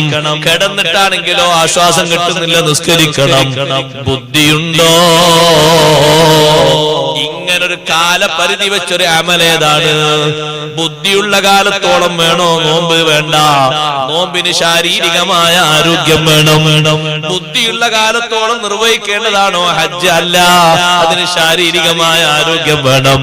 ബുദ്ധിയുള്ള കാലത്തോളം കൊടുക്കേണ്ടതാണോ സക്കാത്ത്? അല്ല, അതിന് സാമ്പത്തികമായ കണക്കുണ്ടായിരിക്കണം. ആ കണക്കും കൃത്യമായ രൂപത്തിലാകണം. നിസ്കാരം അങ്ങനെയല്ല. അത് നമ്മുടെ ശരീരത്തോട് ബന്ധിക്കും പോലെ ബന്ധിക്കുന്നൊരു അമലും ഇല്ല. പ്രായപൂർത്തി എത്തിയതിനു ശേഷം നിസ്കാരം ഖളാ ഉള്ളവരുണ്ടോ? നിങ്ങൾ എഴുന്നേറ്റ് പോകണ്ട, ഞാനൊരു കാര്യം ഓർമ്മപ്പെടുത്തുകയാണ്. നിസ്കാരം ഖളാ ആക്കുക. എല്ലാവരും ഇങ്ങോട്ട് നോക്ക്, എല്ലാവരും. ഞാൻ കുറഞ്ഞ നേരം സംസാരിക്കുള്ളൂ, കൂടുതൽ സംസാരിക്കാൻ ബുദ്ധിമുട്ടാക്കൂല. എല്ലാവരും പറഞ്ഞ കാര്യം പ്രായപൂർത്തി എത്തിയതിനു ശേഷം ആണ് പെണ്ണ് ആരാകട്ടെ നിസ്കാരം ഖളാ ഉള്ളവർ അത് വളരെ കടുപ്പത്തിൽ വീട്ടണം, പെട്ടെന്ന് നിർവഹിക്കണം. അപ്പൊ ഉസ്താദേ കുറെ ഉണ്ടെങ്കിൽ അങ്ങനെ നിർവഹിക്കും. വീട്ടിൽ തരാൻ വേണ്ടി, ആയുസിന് വേണ്ടി അള്ളാഹിനോട് ദ്വാരക്കുക. മുമ്പ് കാലത്ത് 30 കൊല്ലം ജോലി ചെയ്തിട്ട് ളുഹറും അസ്റും നഷ്ടപ്പെട്ട ഒരു മനുഷ്യണ്ടായിരുന്നു. 30 കൊല്ലത്തെ ളുഹറും അസ്റും. അയാൾ പിന്നെ റിട്ടയർഡ് ആയപ്പോൾ ഉസ്താദിന്റെ ക്ലാസ് കേൾക്കാൻ വേണ്ടി പള്ളിയിൽ ഇങ്ങനെ നല്ല മനുഷ്യനാ. അയാളെ പറ്റി നമ്മൾ കേടൊന്നും പറയാൻ പറ്റും. അയാൾ നമ്മളൊക്കെ അല്ലാഹു നല്ലൊരു ചേർത്ത് അയാൾ പള്ളിയിൽ ദർസ് കേൾക്കാൻ വേണ്ടി ഫത്തുഹുൽ മീന്റെ ദർസും തഫ്സീറും ഇതൊക്കെ അയാൾ പഠിക്കാൻ നല്ല ബുദ്ധിമാനാ, നല്ല ഉദ്യോഗസ്ഥൻ, നല്ല ബുദ്ധിമാനായ പഴയ കാലത്തെ നല്ല ഉദ്യോഗസ്ഥൻ. അപ്പൊ അയാൾ ഫത്തുഹുൽ മീന്റെ ക്ലാസ്സിൽ ഇരുന്നപ്പോ നിസ്കാരത്തിന്റെ ബാബ് ഉസ്താദ് ഇങ്ങനെ ഓതിക്കൊടുത്തപ്പോ അതിലുണ്ട്, ഫത്തുഹുൽ മീനിലുണ്ട്, തുടക്കത്തിൽ തന്നെ നിസ്കാരത്തിന്റെ ബാബു അറിഞ്ഞെടുത്ത് നിസ്കാരം ഖളാ ഉള്ള മനുഷ്യൻ അവന്റെ ശരീരത്തിന് ആവശ്യമായ ഉറക്കം, അവനും അവന്റെ കുടുംബത്തിനും അധ്വാനിക്കാൻ ആവശ്യമായ സമയം പോലെ പോറ്റണ്ടേ, വെറുതെ പൊയ്ക്കൊള്ളി പറയാൻ പറ്റും അതിനുള്ളത്. പിന്നെ അതിന് വേണ്ട കാര്യങ്ങൾക്കൊക്കെ അങ്ങാടിയിൽ പോകണം, വരണം, അതിനുള്ള സമയം. അങ്ങനെയുള്ള അത്യാവശ്യ സമയങ്ങൾ ഒഴിച്ച് ബാക്കിയുള്ള സമയം മുഴുവനും യസ്രിഫു ജമീഅ സമനിഹി ലിൽ ഖളാഇ, ഖളാഇന് വേണ്ടി മുഴുവൻ സമയവും തിരിക്കണം. വഅന്നഹു യഹ്റുമു അലൈഹി തതവ്വുഉ, സുന്നത്ത് നിസ്കാരങ്ങൾ പോലും നിഷിദ്ധമാണ്. ഈ ഖളാഇനെയാണ് പരിഗണിക്കേണ്ടത്. അത് അത്രയും പെട്ടെന്ന് വീട്ടണം. ഇത് പറഞ്ഞപ്പോ ആ ഉദ്യോഗസ്ഥൻ ചോദിച്ചു, ഉസ്താദ് എന്താ ഈ പറഞ്ഞത്? അപ്പൊ ഉസ്താദ് ഒന്നുകൂടി വിശദീകരിച്ചു കൊടുത്തു. ഉസ്താദ് ഉദാഹരണം പറഞ്ഞു, നിങ്ങളിപ്പോ നിങ്ങൾക്ക് അങ്ങനെ നിസ്കാരങ്ങൾ ഖളാ ഉണ്ടെങ്കിൽ നിങ്ങൾ കുടുംബം പോറ്റാൻ നിങ്ങൾ വേണം. അപ്പൊ അദ്ദേഹം പറഞ്ഞു, ഞാൻ കുടുംബം പോറ്റാൻ ഞാൻ ആവശ്യമില്ല. എന്റെ മക്കളുണ്ട് ധാരാളം, എന്റെ മക്കൾ എന്റെ കുടുംബം പോറ്റും, അവർക്ക് അതിനുള്ള ജോലിയുണ്ട്, കഴിവല്ല കൊടുത്തിട്ട് എനിക്ക് കിട്ടുന്നതൊക്കെ ഞാൻ നല്ല വയ്ക്കും, ചെലവഴിക്കും, കുടുംബം പോറ്റാണ് ചെലവഴിക്കും. അപ്പൊ നിങ്ങൾക്ക് ഇപ്പൊ എത്ര വയസ്സായി? അദ്ദേഹം പറഞ്ഞു, എനിക്ക് 55 വയസ്സ് കഴിഞ്ഞ് 56 വയസ്സിലേക്കാണ്. ചെറിയ വയസ്സിൽ തന്നെ ഉദ്യോഗം കിട്ടിയാളാ. ഉദ്യോഗം കിട്ടാനൊക്കെ കേടൊന്നുമല്ല കേട്ടോ, നല്ല തന്നെയാണ്, നല്ല ജോലിക്കല്ലേ, ഇത് കേടൊന്നില്ല. അപ്പൊ ഉസ്താദ് എനിക്ക് ഒരുപാട് നിസ്കാരം കളാണ്. ഉസ്താദ് ചോദിച്ചു എത്ര നിസ്കാരം? ദുഹുറും അസ്റുമായിട്ടൊരു 30 കൊല്ലത്തെ ദുഹുറും അസ്റും കളാണ്. റമളാൻ മാസം ബാക്കിയുള്ള ജുമ ഉണ്ടാവുമല്ലോ, ജുമ ഒഴിവാണ്, ജുമേന്റെ ലീവായതുകൊണ്ട് ബാക്കിയുള്ള മിക്ക ദിവസങ്ങളിലും ജോലിയും തിരക്കും കാര്യമായിട്ട് നിസ്കാരം. ഞാൻ എന്താ ചെയ്യാ? അപ്പൊ ഉസ്താദ് അദ്ദേഹത്തോട് പറഞ്ഞു, നിങ്ങൾ കഴിവിന്റെ പരമാവധി ഓരോ ടൈം വെച്ച് നിസ്കാരത്തിന്റെ കണക്ക് വെച്ച് നിസ്കരിച്ചു. 30 കൊല്ലത്തെ 100 ദിവസം കണക്കൂട്ടിയാൻ കിട്ടുന്നതല്ലേ, ഒരു പ്രയാസമുള്ളൂ. അദ്ദേഹം കണക്ക് കൂട്ടി. ഉസ്താദ് ഇതൊക്കെ തീർന്നില്ലെങ്കിലും ഈ വിവരം കിട്ടിയ ശേഷം നിങ്ങൾ ആരംഭിച്ചല്ലോ. അള്ളാഹു വലിയ റഹ്മാനല്ലേ, അള്ളാഹു വലിയ റഹീമല്ലേ. അല്ല നമ്മളറിയാം, നമ്മളൊരു പക്ഷെ ഒരു കാര്യം കഴിഞ്ഞാൽ രണ്ടാമത്തെ കാര്യത്തിന് വിട്ടുവീഴ്ച ഉണ്ടാവില്ല. അള്ളാഹു വലിയ വിട്ടുവീഴ്ചയുള്ള ആളല്ലേ. അപ്പൊ നിങ്ങൾ തുടങ്ങിയിട്ട് പൂരിപ്പിക്കാൻ കഴിഞ്ഞില്ല, അള്ളാഹു തല വിട്ടു തന്നേക്കും. അതേ സമയത്ത് നിങ്ങൾ അള്ളാഹിനോട് പ്രാർത്ഥിക്ക, പടച്ചോനെ ഈ ഭാരം മുഴുവനും ഞാൻ ഇറക്കി, നിനക്കുള്ള ഈ വിഷയങ്ങൾ ഞാൻ നിർവഹിച്ച് എന്റെ നന്ദി ഞാൻ ശരിക്കും പൂർണ്ണമാക്കി ഈ നിസ്കാരങ്ങളൊക്കെ നിർവഹിച്ച ശേഷമേ എന്നെ മരിപ്പിക്കാവൂ. നിങ്ങൾക്ക് കേൾക്കണോ സഹോദരന്മാരെ, സഹോദരിമാരെ? അദ്ദേഹം ആ 30 കൊല്ലത്തെ ളുഹുറും അസ്റും ഖളാ വീട്ടി പിറ്റത്താഴ്ച മരിച്ചത്. അള്ളാഹു നൽകിയൊരു ഭാഗ്യം നോക്കി. കാരണം ആ മനുഷ്യന്റെ മനസ്സിൽ നിന്നുള്ള ആ പ്രാർത്ഥന അള്ളാഹു സ്വീകരിച്ചു. എന്റെ ഒരു അടിമ ഖളായി പോയിട്ടുണ്ടാവും, പക്ഷെ ഖളായിട്ടും അത് വീട്ടാതെ അങ്ങനെ പോകാന്നാണ് ഗൗരവമുള്ള വിഷയം. ഏതുപോലെ കള്ളു കുടിക്കും പോലെ ഗൗരവമുള്ളത്, വ്യഭിചരിക്കും പോലെ ഗൗരവമുള്ളത്, ബാപ്പാനെ ഉമ്മാനെ വെറുപ്പിക്കും പോലെ ഗൗരവമുള്ളത്, പലിശ ഭക്ഷിക്കും പോലെ ഗൗരവമുള്ളത്, പൊതുമുതൽ കത്തും പോലെയുള്ള ഗൗരവമുള്ളത്. ഇങ്ങനെ കബീറത്തായിട്ട് വൻകുറ്റമായിട്ട് എണ്ണപ്പെട്ട എന്തെല്ലാം ഉണ്ടോ ആ കൂട്ടത്തിൽ എണ്ണപ്പെടുന്ന വൻകുറ്റമാണ് കാരണമില്ലാതെ നിസ്കാരം സമയത്ത് തൊട്ട് പിന്തിക്കുക. ഒരൊറ്റ നിസ്കാരവും അങ്ങനെ പിന്തിക്കാതെ നിർവഹിക്കുന്നത് വലിയ നന്ദിയാണ്. സമയമാകുമ്പോ പെട്ടെന്ന് നിസ്കരിച്ചിരുന്ന മുൻഗാമികളുടെ സ്വഭാവം എന്തിനാണെന്നറിയോ? എനിക്ക് നിസ്കാരം സമയമായിട്ടും പിന്നെയും ഞാൻ പിന്തിപ്പിച്ചിട്ട്, നിസ്കാര സമയമായിട്ടും നിസ്കരിക്കാൻ നേരം കിട്ടിയിട്ടും നിസ്കാരം കടമാക്കി വെച്ചിട്ട് മരിക്കേണ്ട ഒരു സന്ദർഭം വന്നാൽ നിസ്കാരം മുടക്കിയിട്ടാണല്ലോ ഞാൻ അല്ലാഹുവിനെ കാണാൻ പോകുന്നത്. അല്ലാഹു ഇഷ്ടപ്പെടൂലല്ലോ.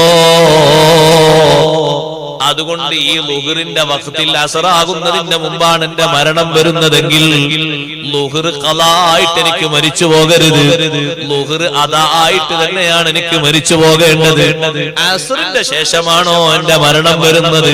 വേഗം അസ്ർ നിസ്കരിക്കട്ടെ. അസ്റൊന്ന് പെരടിയിൽ തൂങ്ങിയിട്ട് മരിച്ചുകൂടാ. ഇങ്ങനെ നിശ്ചയിച്ചുറപ്പിച്ചിരുന്ന മുൻഗാമികൾ, നല്ലവരായ ഉപ്പമാരും ഉമ്മമാരും ഉമ്മാമമാർ സമയമാകുമ്പോഴേക്കാ കൃത്യം നിർവഹിച്ചത് ഈ ഒരു ബോധത്തോടെയാണ്. കാരണം സമയം കിട്ടിയിട്ടും നീ എന്തുകൊണ്ട് നിസ്കരിച്ചില്ല എന്ന് ചോദിക്കുമ്പോ പിന്നതിന് മറുപടി പറയാനൊക്കില്ലല്ലോ. ഇത്ര സമയം ഞാൻ നിനക്ക് തന്നില്ലേ, ഒക്കെ നീ എടുത്തോ, ഒരു 5 മിനിറ്റ് നിനക്ക് എനിക്ക് തരാനായില്ലേ, 24 മണിക്കൂറിൽ ഒരു 17 മിനിറ്റ് എനിക്ക് നിനക്ക് തരാനായില്ലേ? അല്ലാഹ് ചോദിച്ചാൽ 24 മണിക്കൂറിൽ 23 മണിക്കൂറും നീ എടുത്തോ, 23.5 മണിക്കൂറും എടുത്തോ, പിന്നെയും കുറച്ച് മിനിറ്റുകൾ എടുത്തോ, ഒരു 17 മിനിറ്റ് മാത്രം ഫർളായ നിസ്കാരത്തിന് എനിക്കൊന്ന് തരാൻ, അങ്ങനെ ഒരു 17 മിനിറ്റിന്റെ നന്ദി അർപ്പിക്കാൻ നിനക്ക് നേരം കിട്ടിയില്ലേ എന്ന് ഖാലിഖായ റാസിഖായ റബ്ബ് ചോദിക്കുമ്പോ എന്ത് ഉത്തരം പറയാനാ? അതുകൊണ്ട് നിസ്കാരം പെരടിയിലുള്ളവരോട് ഞാൻ പറയട്ടെ, നിസ്കരിച്ച് തീർക്കണം. ളുഹറിന്റെ മുമ്പും ശേഷമൊക്കെ ആയിട്ട് അങ്ങനെ നിസ്കരിച്ച് കടം തീർക്കുക. ഫുള്ള് തീർക്കാൻ വേണ്ടി അള്ളാഹിനോട് ദ്വാർക്കുക. ശിഷ്ടകാല ജീവിതത്തിൽ ഒന്നും നഷ്ടപ്പെടൂല, അത് പ്രതിജ്ഞ എടുക്കുക. കാരണം നിസ്കാരം മറ്റു അമലുകളെ പോലെയല്ലല്ലോ, വലിയ ബാധ്യതയും ബന്ധവും അതിനുണ്ട്. റബ്ബിന് ചെയ്യുന്ന ഏറ്റവും വലിയ ശുക്റായ നിസ്കാരം അതെപ്പോഴും നിർവഹിക്കാനല്ലേ കൽപ്പന, അതത്രയും പെട്ടെന്ന് നിർവഹിക്കണമെന്നല്ലേ കൽപ്പിച്ചിരിക്കുന്നത്. സയ്യിദുനാ മുഹമ്മദുർ റസൂലുള്ളാഹി സല്ലല്ലാഹു അലൈഹി വസല്ലമ തങ്ങൾ പെട്ടെന്ന് നിർവഹിക്കുന്നതിന്റെ വിഷയമല്ലേ നമുക്ക് പഠിപ്പിച്ചു തന്നത്. തങ്ങൾ ഒരു ദിവസം മൂത്രമൊഴിക്കാൻ വേണ്ടി ഇരുന്നു. വെള്ളം കൊണ്ടുവരാൻ വേണ്ടി തങ്ങൾ കൽപ്പിച്ചു. വെള്ളം എത്തുന്നതിന്റെ മുമ്പ് തന്നെ കല്ലുകൊണ്ട് തങ്ങൾ മനോഹരം ചെയ്തു. അപ്പൊ സ്വഹാബത്ത് ചോദിച്ചു, നബിയെ, ഞങ്ങൾ വെള്ളം കൊണ്ടുവരുമ്പോഴേക്ക് തങ്ങൾ കല്ലുകൊണ്ട് മനോഹരം ചെയ്തല്ലോ, അതെന്താന്നറിയോ? നിങ്ങൾ വെള്ളം കൊണ്ടുവരുമ്പോഴേക്ക് എനിക്ക് കാലാവധി ബാക്കിയുണ്ടെന്ന് പറയാനൊക്കില്ലല്ലോ, അതുകൊണ്ട് ഞാൻ കല്ലെടുത്തിട്ട് മനോഹരം ചെയ്തതാണ്. ഇപ്പൊ വെള്ളം കിട്ടിയില്ലേ, വെള്ളം കൊണ്ട് ഒന്നുകൂടി ശുദ്ധീകരണം ചെയ്യാം. കല്ലും വെള്ളവും രണ്ടും കൂടി ഒരുമിച്ച് കൂട്ടിയിട്ടുള്ള അഫ്ളലായ കർമ്മം പഠിപ്പിച്ചു. പക്ഷേ തങ്ങൾ പറഞ്ഞ വാക്ക് നോക്ക് നിങ്ങൾ. വാങ്ക് വിളിക്കുമ്പോ നമ്മുടെ മനോമുകുരത്തിൽ വരേണ്ടത് അതാണ്. അല്ലാഹുവേ, എനിക്കിപ്പോ ഒരു ബാധ്യത നീ തന്നു, എനിക്കൊരു നിർബന്ധം നീ തന്നു. ഈ നിർബന്ധം വീട്ടുന്നതിന്റെ മുമ്പ് എനിക്ക് മരിച്ചുകൂടാ. അതുകൊണ്ടാണ് യുദ്ധരംഗത്ത് പോലും നിസ്കാരം ഇസ്ലാം നിർബന്ധമാക്കിയില്ലേ. യുദ്ധം, ഘോര യുദ്ധം നടക്കുമ്പോൾ ഒരു വിഭാഗത്തിന് ഇമാമായ നബി തങ്ങൾ നിസ്കരിക്കാണ്, അപ്പുറത്തൊരു വിഭാഗം അതാ മുഅ്മിനീങ്ങൾക്ക് കാവലായി നിൽക്കുകയാണ്. ഇവിടെ നിസ്കരിക്കുന്നവർ നിസ്കാരം കഴിഞ്ഞു പോകുന്നു, കാവൽ നിൽക്കുന്നവർ വന്ന് നിസ്കരിക്കുന്നു. ഒരൊറ്റ ആളെ നിസ്കാരവും ഇസ്ലാമിൽ ഏറ്റവും ശ്രേഷ്ഠതയുള്ള ജിഹാദിൽ ബന്ധപ്പെട്ടിട്ട് ഖളാ ആയിക്കൂടാ. ആ ജിഹാദിനോടനുബന്ധിച്ച് നിസ്കാരത്തിന് ലീവുണ്ടോ? ലീവില്ല. പിന്നെയല്ലേ കല്യാണത്തിന് ലീവാകല്, പിന്നെയല്ലേ ജോലിക്ക് ലീവാകല്, പിന്നെയല്ലേ പഠനത്തിന് ലീവാകല്. ജിഹാദ് എത്ര വലിയ ശ്രേഷ്ഠമായ അമലാണ്. ഷഹീദായാൽ കിട്ടുന്ന മഹത്വം എത്ര വലുതാണ്. അത്രയും വലിയ മഹത്വമുള്ള കർമ്മം ചെയ്യുമ്പോൾ പോലും നിസ്കാരം കണ്ട് കൽപ്പിക്കുകയും അതിന് വിവിധ രീതികൾ പഠിപ്പിക്കുകയും ചെയ്തു പരിശുദ്ധ ഇസ്ലാം. അതുകൊണ്ട് ഖളാ ഉള്ളവർ ഇത് വീട്ടാൻ ഒരുങ്ങണം, സമയങ്ങൾ അതിനു വേണ്ടി വിനിയോഗിക്കണം. ഞാൻ ഇനി കുടുംബത്തിനൊരു ചെലവ് നടത്താൻ എനിക്ക് കച്ചവടത്തിന്റെ ആവശ്യമില്ല. മക്കള് 3 എണ്ണമുണ്ട്. ഒരാൾ എഞ്ചിനീയറാണ്, ഒരാൾ ഡോക്ടറാണ്, ഒരാൾ സാധാ തൊഴിലെടുക്കുന്നവരാണ്. അവരൊക്കെ മക്കളുടെയും മരുമക്കളുടെയും കാര്യങ്ങളൊക്കെ നോക്കും. എന്നാൽ ശരീരത്തിന്റെ ആരോഗ്യത്തിന് വേണ്ട ഉറക്കം കൊടുത്ത് രാവിലും പകലിലും ഉറങ്ങണമെങ്കിൽ അത് കൊടുത്ത് ബാക്കിയുള്ള ടൈമിൽ കഴിവിന്റെ പരമാവധി സമയം ഉപയോഗിച്ച് ഖളാ ഉള്ളത് എണ്ണി നിസ്കരിച്ച് തീർക്കുക. റബ്ബിന്റെ ഹദ്റത്തിലെത്തുമ്പോൾ നിസ്കാരം ഖളാ ഉള്ള ശരീരവുമായി റബ്ബിനെ കാണാനൊരുങ്ങരുതേ. നിസ്കാരം ഖളാക്കിയിട്ടാണോ വരവ് എന്നുള്ള ചോദിക്കുമ്പോ നീ എനിക്ക് ചെയ്യേണ്ട നന്ദി ചെയ്യാതെയല്ലേ നീ വരുന്നത്? അത് ശരിയായില്ലല്ലോ. നിന്റെ ഒരു ഭക്ഷണം ഞാൻ മുടക്കിയിട്ടുണ്ടോ? നിന്റെ ഉറക്കം ഞാൻ കെടുത്തിയിട്ടുണ്ടോ? നിനക്കുള്ള വായു ഞാൻ കുറച്ചിട്ടുണ്ടോ? നിനക്കുള്ള വെള്ളം ഞാൻ നിർത്തിയിട്ടുണ്ടോ? നിനക്കുള്ള ആരോഗ്യം ഞാൻ കുറച്ചിട്ടുണ്ടോ? എന്റെ കിതാബിലേക്ക് നോക്കൂ, ലൗഹുൽ മഹ്ഫൂദിലേക്ക്. നിനക്ക് ഇത്ര ആയുസ് ഞാൻ കണക്കാക്കി, ഒന്നും ഞാൻ കുറച്ചിട്ടില്ലല്ലോ. ലൗഹുൽ മഹ്ഫൂദിലേക്ക് നോക്കുമ്പോ 63 ആയി കാണുന്നു, 67 ആയി കാണുന്നു, 80 ആയി കാണുന്നു. ആ 80 കൊല്ലത്തിന് നിനക്ക് കണക്കാക്കി റിസ്ക് നേരെ താഴെ നോക്കൂ, അതുണ്ടല്ലോ. ഒന്നും ഞാൻ ചുരുക്കിയിട്ടില്ലല്ലോ. എന്നിട്ട് എനിക്ക് നീ തരേണ്ട ചെറിയ വിഷയമായ വലിയ നന്ദിയായ നിസ്കാരം നീ തന്നില്ലല്ലോ. ആ വിചാരണയിൽ കുടുങ്ങരുത്. അപ്പൊ ചിലരൊക്കെ പറയും, ഉസ്താദേ ഒരുപാട് കർമ്മങ്ങളൊക്കെ ചെയ്തിട്ടുണ്ട്, അതുകൊണ്ട് ഇത് പുറത്തിട്ടൂല. ഇനി ഞാനോ നിങ്ങളൊക്കെ മരിച്ചിട്ട് 1,00,000 ആളുകൾ വന്നിട്ട് ജനാസ നിസ്കരിച്ചാൽ, 1,00,000 ആളുകൾ വന്ന് ജനാസ നിസ്കരിച്ചു. ആ ജനാസ നിസ്കാരത്തിൽ തുടക്കത്തിൽ 313 തങ്ങന്മാരുണ്ട്, 313 ഉലമാക്കളുണ്ട്, നല്ല അർത്ഥം കണ്ട ഉലമാക്കൾ, 313 മുതല്ലിമീങ്ങളുണ്ട്, 313 400 500 വലിയ പ്രഗത്ഭരായ കാരണവന്മാരുണ്ട്. എത്ര ആള് നിസ്കരിച്ചാലും ഫർള് നിസ്കാരത്തിന്റെ ആ ബാധ്യത അവിടെ തൂങ്ങിക്കിടക്കും. ഒഴിവാകൂല. ഒരു ബാപ്പ മരിച്ചു, ഉമ്മ മരിച്ചു, നോമ്പ് നോൽക്കാറുണ്ട്. ഉമ്മ ബാപ്പ കുറെ കാലത്ത് നോമ്പ് ഒഴിവാക്കിയിട്ട് ഇപ്പൊ ലാസ്റ്റ് ഘട്ടത്തിൽ ബാപ്പ നോമ്പ് പറ്റുന്ന ഉമ്മ പറയാണ്, മക്കളെ ബാപ്പാക്ക് ഒരുപാട് നോമ്പ് കടണ്ട്, ബാപ്പ എന്നാ നോമ്പ് പറ്റത്? അപ്പൊ ഉമ്മ പറയാ, ബാപ്പ നോമ്പ് വെക്കാൻ തുടങ്ങിയത് ബാപ്പാന്റെ അനുജൻ പെട്ടെന്ന് മരിച്ചു. അനുജൻ പെട്ടെന്ന് മരിച്ചപ്പോ ബാപ്പാക്ക് വലിയ ഷോക്കായി. അപ്പൊ നാട്ടുകാരെല്ലാരും പറഞ്ഞു, നിങ്ങളെ അനിയൻ മരിച്ചില്ലേ, ഇനിയെങ്കിലും നിങ്ങൾക്ക് നന്നായിക്കൂടെ എന്ന് പറഞ്ഞു. അപ്പൊ അതയാളെ മനസ്സിൽ ഭയങ്കര ഷോക്കായി. അയാൾ നോമ്പെടുക്കാൻ. അപ്പൊ ഉമ്മാനോട് ചോദിച്ചു, അത് ഏതാ കൊല്ലം? അപ്പൊ കുട്ടികൾക്ക് ഉമ്മ കൊല്ലം കൂട്ടി കൊടുത്തു നോക്കുമ്പോ അതിനു മുമ്പ് ഒരു 10-15 കൊല്ലത്തിന്റെ നോമ്പ് കടമായിട്ട് അവിടെ ബാക്കിയുണ്ട്. പരിഹരിക്കാൻ മാർഗമുണ്ട്. ബാപ്പാക്ക് സ്വത്തുണ്ടെങ്കിൽ ആ സ്വത്തിൽ നിന്ന് ആ നോമ്പിന്റെയും വർഷത്തിന്റെയും കണക്ക് കൂട്ടിയിട്ട് മുദ്ദ് കൊടുക്കണം. അരി ചോറിച്ചു കൊടുക്കല്ല വേണ്ടിയത്, മുദ്ദ് കൊടുക്കുക. മിസ്കീനും ഫക്കീറിനും മുദ്ദ് അളവാക്കി കൊടുക്കുക. ചിലപ്പോ 1 ലോഡൊക്കെ കൊടുക്കേണ്ടി വരും, 2 ലോഡൊക്കെ കൊടുക്കുക. എന്നാലും അത് തീർന്നില്ല. അതിന്റെ ഹക്കടപാട് മാറി. ഹജ്ജ് ബാധ്യതയായിട്ടാണ് ഉമ്മ മരിച്ചത്, ബാപ്പ മരിച്ചത്. സ്വത്തുണ്ട്, മക്കളെ കൂട്ടത്തിൽ ഹജ്ജ് നിർവഹിച്ചവരുണ്ട്. കുറച്ചു ഭാഗം സ്വത്ത് എല്ലാ മക്കളും കൂടിയിട്ട് ഒരു ഹജ്ജിനുള്ള ചെലവ് ബാപ്പാന്റെ സ്വത്തുനിന്ന് ഒരു മകന് കൊടുത്ത് ബാപ്പാക്കൊരു ഹജ്ജ്, ഉമ്മാക്കൊരു ഹജ്ജ്. അത് വീടും ബാധ്യത വീടും. സക്കാത്ത് കൊടുക്കാണ്ട് എത്ര കാലം കൊടുക്കാനുണ്ട്? 10 കൊല്ലത്തെ സക്കാത്ത് കൊടുക്കാണ്ട് കണക്ക് വെച്ച് കൊടുത്തു വീടും. നിസ്കാരമോ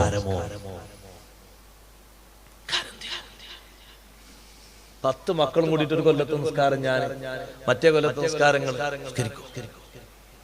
നിസ്കരിച്ച വീടോ? ശറഇന്റെ മുഅ്തമദായ അഭിപ്രായ പ്രകാരം വീടൂല. ഇമാം സുബ്കി റളിയല്ലാഹു അൻഹു ചെയ്തത് ഒറ്റപ്പെട്ട അഭിപ്രായമാണ്, മുഅ്തമദായ അഭിപ്രായമല്ല. സുബ്കി ഇമാം റളിയല്ലാഹു അൻഹു ചെയ്തു. തന്നെ ഉമ്മാക്ക് കുറച്ച് നിസ്കാരം കടണ്ടായിരുന്നു. സുബ്കി ഇമാം റളിയല്ലാഹു അൻഹു വീട്ടിൽ നിന്ന് കാണാം. മുഅ്തമദായ അഭിപ്രായം അനുസരിച്ച് നിസ്കാരം പകരം വിടാൻ പറ്റുന്ന ഒന്നല്ല. അതുകൊണ്ട് ഖളാ ഉള്ള നിസ്കാരങ്ങൾ വിട്ടണം. അല്ലാഹു തൗഫീഖ് തരട്ടെ. ഖളാ ആയി പോകില്ല എന്ന് പറയാൻ പറ്റുന്ന സാഹചര്യങ്ങൾ കൊണ്ട് ഖളാ ആയിട്ടുണ്ടാവും. ചിലപ്പോൾ അത്ര ശ്രദ്ധ ഉണ്ടായിട്ടുണ്ടാകൂല. പക്ഷെ നല്ലോണം ശ്രദ്ധിക്കണം നിസ്കാരത്തിന്റെ കാര്യം. അത് വലിയ നന്ദിയാണ്. ആ നന്ദി അർപ്പിക്കുമ്പോൾ അർപ്പിക്കണം. നിസ്കാരം അതങ്ങ് മനസ്സിനും ശരീരത്തിനും തറുവായി കിട്ടിയാൽ, ശരീരത്തിൽ നിസ്കാരം ഒരു ഹരമായി കിട്ടിയാൽ എന്തൊരു ഭാഗ്യാന്ന് പറയും നിങ്ങൾ. അല്ലാഹു നമുക്കത് തരട്ടെ. നിസ്കാരം സന്തോഷകരമായി കിട്ടിയാൽ, നിസ്കാരം സന്തോഷത്തിന്റെ ഒരു അമലായി മാറിക്കിട്ടിയാൽ അല്ലാഹുവിന്റെ അടുക്കൽ ആ അടിമക്കുള്ള സ്വീകാര്യത ചെറുതല്ല. അതുകൊണ്ടാണ് കാലിനും മൈലാഞ്ചിട്ട ഒരാളെ നബി തങ്ങളെ ഹദറത്തിൽ കൊണ്ടുവന്നു. ഹദീസിലുള്ളത് ഉത്തിയ ബി മുഖന്നസിൻ, ഒരു പെൺകൂസനെ കൊണ്ടുവരപ്പെട്ടു. പെൺകൂസ് എന്ന് പറഞ്ഞാൽ പെണ്ണിന്റെ പണി ആണെടുത്താൽ പെണ്ണിന് പറയുന്ന പേരാണെന്ത്? പെൺകൂസൻ. ഇനി വിളിച്ചോണ്ട് കുറച്ച് ദൂരം നിന്ന് വിളിച്ചാൽ മതി. പെൺകൂസൻ. പെണ്ണിന്റെ പണി ആണെടുത്താൽ അങ്ങനെ, ആണിന്റെ പണി പെണ്ണെടുത്താൽ അങ്ങനെ ആൺകൂസൻ തീർന്ന് വിളിക്കുന്നു. അത് ചേരൂല. ആണ് ധരിക്കുന്ന ഒരു സറാബിയിലും വയ്യക്ക കുറച്ച് ഫിറ്റായ പാന്റ് പെണ്ണിന് ചേരും. പെണ്ണിന് ഏതാ ചേരല്? ആരോഗ്യപരമായും സൗന്ദര്യമായും ലൂസ് ഉള്ളതാ. അങ്ങനെ ആരോഗ്യശാസ്ത്രം പറഞ്ഞ അങ്ങനെ ഗർഭസംബന്ധമായ വിഷയങ്ങൾക്ക് വരെ പെണ്ണ് ധരിക്കുന്ന ടൈറ്റ് ഫിറ്റ് പാന്റ് ബാധിക്കുന്നുണ്ട്. പുരുഷന് വന്യങ്കരണം വരുത്തുന്ന വിഷയത്തിൽ ടൈറ്റ് ഫിറ്റിന് വലിയ ബാധ്യതയുണ്ട്, ചുമതലയുണ്ട്. ആരോഗ്യശാസ്ത്രം പറയുന്നു, ഡോക്ടർമാർ പറയുന്നു, ഞാൻ പറയുന്നതല്ല. നിങ്ങൾ എന്റെ വകായി കൂട്ടും വേണ്ട. കാരണം അത് ബന്ധിക്കുന്ന ഏറ്റവും പ്രധാനപ്പെട്ട മേഖല വളരെ ഗൗരവം നിറഞ്ഞ മേഖലയാണ്. വേറെയും ഒരുപാട് പ്രശ്നങ്ങളുണ്ട്. ഇരിക്കട്ടെ, പുരുഷൻ പെണ്ണിനെ പോലെ കയ്യിലും കാലിനും മൈലാഞ്ചി തേച്ചൊരു സഹാബിയെ കൊണ്ടുവന്നു. സഹാബിയാണ്. ഉത്തിയബി മുഖല്ലത്തിൻ ഹദീസിൽ ഒരു പെൺകൂസനെ കൊണ്ടുവരപ്പെട്ടു. നബി തങ്ങളെ മുന്നിൽ ഇങ്ങനെ കൊണ്ടുവന്നപ്പോ മുൻഭാഗത്ത് നിന്ന് ഒരാൾ എണീറ്റ് ചോദിച്ചു, നബിയെ പെരടി വെട്ടട്ടെ നബിയെ, പെരടി വെട്ടിക്കോട്ടെ നബിയെ. അല്ലാഹുവിന്റെ ഹബീബ് ചോദിച്ചു, നിസ്കരിക്കുന്ന ആളല്ലേ? നിസ്കരിക്കുന്ന ആളാണ്. ഇന്നി നുഹീതു അൻ ഖത്ലിൽ മുസല്ലീൻ, നിസ്കരിക്കുന്നവരെ കൊല്ലാൻ പാടില്ല. നിസ്കരിക്കുന്ന ആളല്ലേ, ബഹുമാനുണ്ട്. ഈ തെറ്റ് ചെയ്തിട്ടും നിസ്കരിക്കുന്ന ആക്കളെ ബഹുമാനം നോക്ക്. സ്വഹാബത്ത് എണീറ്റ് ചോദിക്കാൻ നബി തങ്ങളോട് പെരടി വെട്ടട്ടെ, ഗൗരവമുള്ള വിഷയല്ലേ ചെയ്തത്? കാരണം പുരുഷൻ മൈലാഞ്ചി തേക്കൽ സുന്നത്തായത് നേർച്ച താടിക്കും തലക്കുമാണ്. പുരുഷൻ ഒരു സൗന്ദര്യമുള്ള ആളാണെങ്കിൽ കയ്യും കാലും മൈലാഞ്ചി ഉണ്ടോ? വേണ്ട. ഇപ്പോഴും നോക്ക് നിങ്ങൾ, നമ്മളെ കൂട്ടത്തിന് ഏതെങ്കിലും ഒരു 60-70 വയസ്സുള്ള ഒരു ഉപ്പ ഒരു പുതിയ ഷർട്ടും ഒരു പുതിയ തുണിയും ഒരു പുതിയ തോർത്തുമുണ്ടൊക്കെ ഇട്ട് അങ്ങാടിയിലേക്ക് വന്നാൽ ആളുകൾ എന്ത് പറയും? ഓ കണ്ട അന്നേരം മംഗലം കഴിഞ്ഞ ആളമാരുണ്ടല്ലോ. മംഗലം കഴിഞ്ഞിട്ട് എത്ര കൊല്ലായി പേരക്കുട്ടികളായിട്ടുണ്ട്. പുതിയാപ്പിളാണല്ലോ. അതാ, അതൊരു സൗന്ദര്യ, ശരീരത്തിന് അല്ല എന്ന സൗന്ദര്യമാണ്. അതിന് വേറെ വർദ്ധക വസ്തുക്കൾ ആവശ്യമില്ല. അല്ലാഹു അങ്ങനെ പഠിച്ചു. സഹോദരിമാരെ നമ്മൾ ഖേദിച്ചിട്ടെന്താ? അത് അവർക്കുള്ള ഒരു സ്ഥാനാണ്. അല്ലാഹു തആല അവർക്ക് ഹലാലാക്കി കൊടുത്തതാണ്. അവരുടെ സൗന്ദര്യത്തിന് അല്ലാഹു തആല ഹലാലാക്കി കൊടുത്തു. മൈലാഞ്ചി അവർക്ക് സുന്നത്തില്ലേ? ഗൾഫിൽ നിന്ന് നാളെ ഭർത്താവ് വരികയാണ്. ഭാര്യ ചെയ്യേണ്ട സുന്നത്തായ കർമ്മങ്ങളിൽ ഒരു കർമ്മം എന്താ?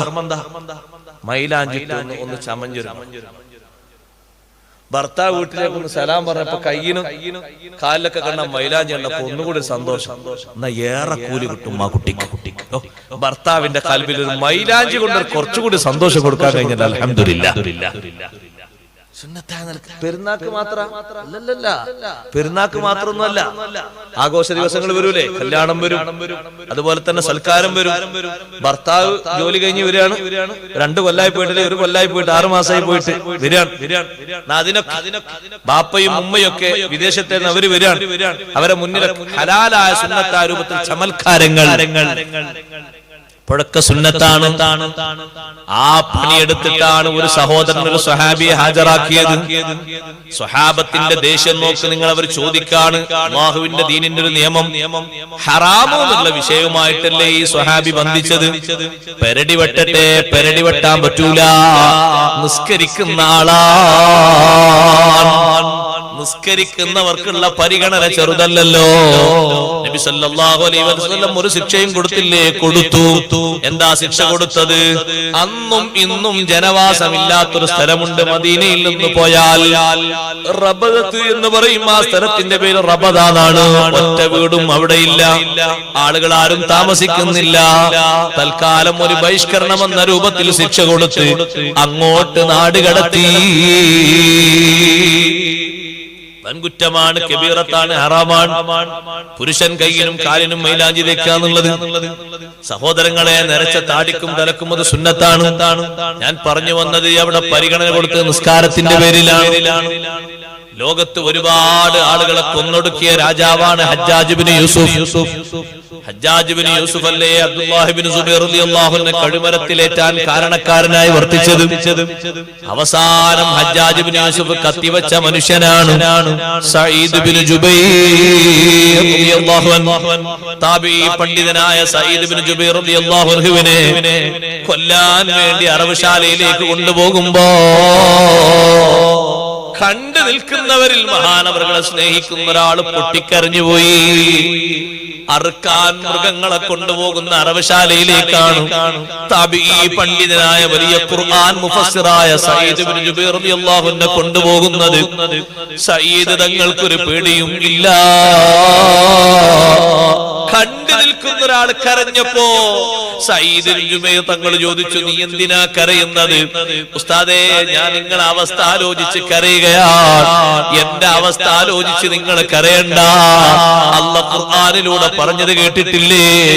മാ അസാബ മിൻ മുസീബത്തിൻ ഫിൽ അർളി വലാ ഫീ അൻഫുസികും ഇല്ലാ ഫീ കിതാബിൻ മിൻ ഖബലി അൻ നബ്റാഹാ. ഭൂമിയിലോ നിങ്ങളുടെ ശരീരത്തിലോ എന്ത് മുസീബത്ത് സംഭവിച്ചാലും ആ ഭൂമിയെയും ശരീരത്തെയും സംവിധാനിക്കുന്നതിന്റെ മുമ്പ് നമ്മളത് കണക്കാക്കിയിട്ടുണ്ട് എന്നുള്ള പറഞ്ഞില്ലേ? അള്ളാഹുവിന്റെ നിശ്ചയമല്ലേ, കണക്കല്ലേ, അതിലൊന്നും പേടിക്കാനില്ല. അറവുശാലയിലേക്ക് കൊണ്ടുപോയി സഈദ് ഇബ്നു ജുബൈർ റളിയല്ലാഹു അൻഹു കടത്തിയപ്പോ മഹാനവർകൾ അല്ലാഹുവോട് പറഞ്ഞു, അല്ലാഹുവേ, എന്നെ കൊന്ന ശേഷം മറ്റൊരാളെ ശരീരത്തിൽ കൈവക്കാൻ ഹജ്ജാജ് ഇബ്നു യൂസുഫ് എന്ന ഭരണാധികാരിക്ക് അവസരം കൊടുക്കല്ലേ അല്ലാഹ്. അല്ലാഹ് ദുആ കബൂൽ ചെയ്തു പോയി. പിന്നെ കഴിഞ്ഞപ്പോൾ സയ്യിദ് ഇബ്നു ജുബൈർ തങ്ങളുടെ പ്രാർത്ഥന ഫലിച്ചില്ലേ? ഹജ്ജാജ് ഇബ്നു യൂസുഫ് രോഗിയായി കടന്നു. ശരീരമാസകലം വേദന കൊണ്ട് പൊളഞ്ഞു കളിക്കുകയാണ്. ഒരു ട്രീറ്റ്മെന്റും ഫലിക്കുന്നില്ല. ഇടക്കിടക്ക് വിളിച്ചു പറയുന്നുണ്ട് ഹജ്ജാജ്, ഇതാ സയ്യിദ് ഇബ്നു ജുബൈർ എന്നെ മുന്നിൽ വന്ന് അടിക്കുന്നു, എന്നെ നോക്കി പേടിപ്പിക്കുന്നു, എന്നെ ഭീഷണിപ്പെടുത്തുന്നു. ആ ഹജ്ജാജ് ഇബ്നു യൂസുഫ് തന്റെ ഭരണത്തിൽ തന്റെ നിയമത്തിനെതിരെ ആരെങ്കിലും പറഞ്ഞാൽ സ്വഹാബത്ത് പറയുന്നത് ഹജ്ജാജിനെതിരല്ല, അല്ലാഹുവിന്റെ ദീനിന്റെ നിയമത്തിനെതിരെ ഹജ്ജാജ് വല്ലതും കൽപ്പിച്ചാൽ അത് തുറന്നു പറയുന്ന സ്വഭാവം സ്വഹാബത്തിനുണ്ട്, താബിഈകൾക്കുണ്ട്. അതിനടിച്ചമർത്താൻ വേണ്ടിയാണ് ഭരണാധികാരിവരെ കൊല്ലുന്നത്. പക്ഷേ ആ സയ്യിദ് ഇബ്നു ജുബൈർ റളിയല്ലാഹു അൻഹുവിനെ കൊല്ലുന്നതിന്റെ മുമ്പ് ഒരു കുറ്റവാളിയെ ഹജ്ജാജിന്റെ അടുത്തേക്ക് കൊണ്ടുവന്നാൽ ഹജ്ജാജിന്റെ ഒരു ചോദ്യം, അലൈസ ഹുവ യുസല്ലി സുബ്ഹ, ഈ കുറ്റം ചെയ്ത ആള് സുബഹി നിസ്കരിക്കാറുണ്ടോ എന്ന് ഹജ്ജാജ് ചോദിച്ചു. ഈ കുറ്റം ചെയ്ത ആള് സുബഹി നിസ്കരിക്കലുണ്ടോ? ഒരു കുറ്റത്തിന്റെ പേരിൽ കോർട്ടിൽ ഹാജരാക്കുന്ന ആളാണ്, സുബഹി നിസ്കരിക്കലുണ്ട്.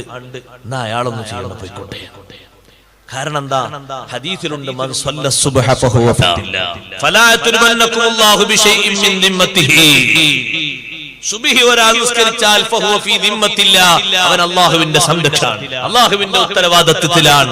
ആ ഉത്തരവാദിത്തത്തിൽ നിന്നും ആ സംരക്ഷണത്തിൽ നിന്നും ഒന്നും കളഞ്ഞു കുളിക്കാൻ അല്ലാഹു നിങ്ങളോട് ആവശ്യപ്പെടുന്നില്ല. വല്ലതും ചെയ്തിട്ട് നിങ്ങൾക്ക് ഗുരുത്തക്കേട് പറ്റരുത്, ശിക്ഷ പറ്റരുത്, അത് നിങ്ങൾ സൂക്ഷിക്കണം. ഈ ഒരു പേടി കൊണ്ടാണ് ഹജ്ജാജ് പറയുന്നത്, സുബ്ഹി നിസ്കരിക്കുന്ന ആളാ, ഒന്നും ചെയ്യണ്ട. പിന്നെ ആ സ്വഹാബിമാരും താബിഈങ്ങളൊക്കെ കൊന്നതോ, അത് അവരെപ്പോഴും ശല്യമായി മാറും എന്ന് കരുതിയിട്ട് അങ്ങോട്ട് കൊന്നതാണ്. കാരണം അവരുടെ എഴുത്തും അവരുടെ പ്രഖ്യാപനവും ജനങ്ങൾ അത്രയും സ്വീകരിക്കുന്നതാണ്. ഹജ്ജാജിന്റെ ഭരണം നടക്കൂല എന്ന് കരുതിയിട്ടാണ് കൊല്ലുന്നത്. അതിനേറെ ശിക്ഷ ഹജ്ജാജിന് മരണാനന്തരം കിട്ടിയിട്ടുണ്ട്. അതിരിക്കട്ടെ, നിസ്കരിക്കുന്നവർക്കൊരു പരിഗണന, വല്ലാത്തൊരു പരിഗണന ഹജ്ജാജ് ഇബ്നു യൂസുഫ് പോലും നൽകിയിരുന്നു. അല്ലാഹു തആല നിസ്കരിക്കുന്നവരെ എല്ലാ രംഗത്തും പരിഗണിക്കുന്നുണ്ട്. ഏറ്റവും വലിയ പരിഗണന മുഅ്മിനീങ്ങളെ, നിസ്കരിക്കുന്നവർക്ക്, നെറ്റിവെച്ച് നിസ്കാരം ഖളാ ഇല്ലാതെ നിർവഹിക്കുന്നവർക്ക് മുന്തിയ പരിഗണന കിട്ടുന്ന നേരമേതാണെന്നറിയോ? മരണത്തിന്റെ നേരമാണ്. അല്ലാഹ് നമുക്ക് തൗഫീഖ് നൽകട്ടെ. നിസ്കാരം ഒഴിവാക്കരുത്.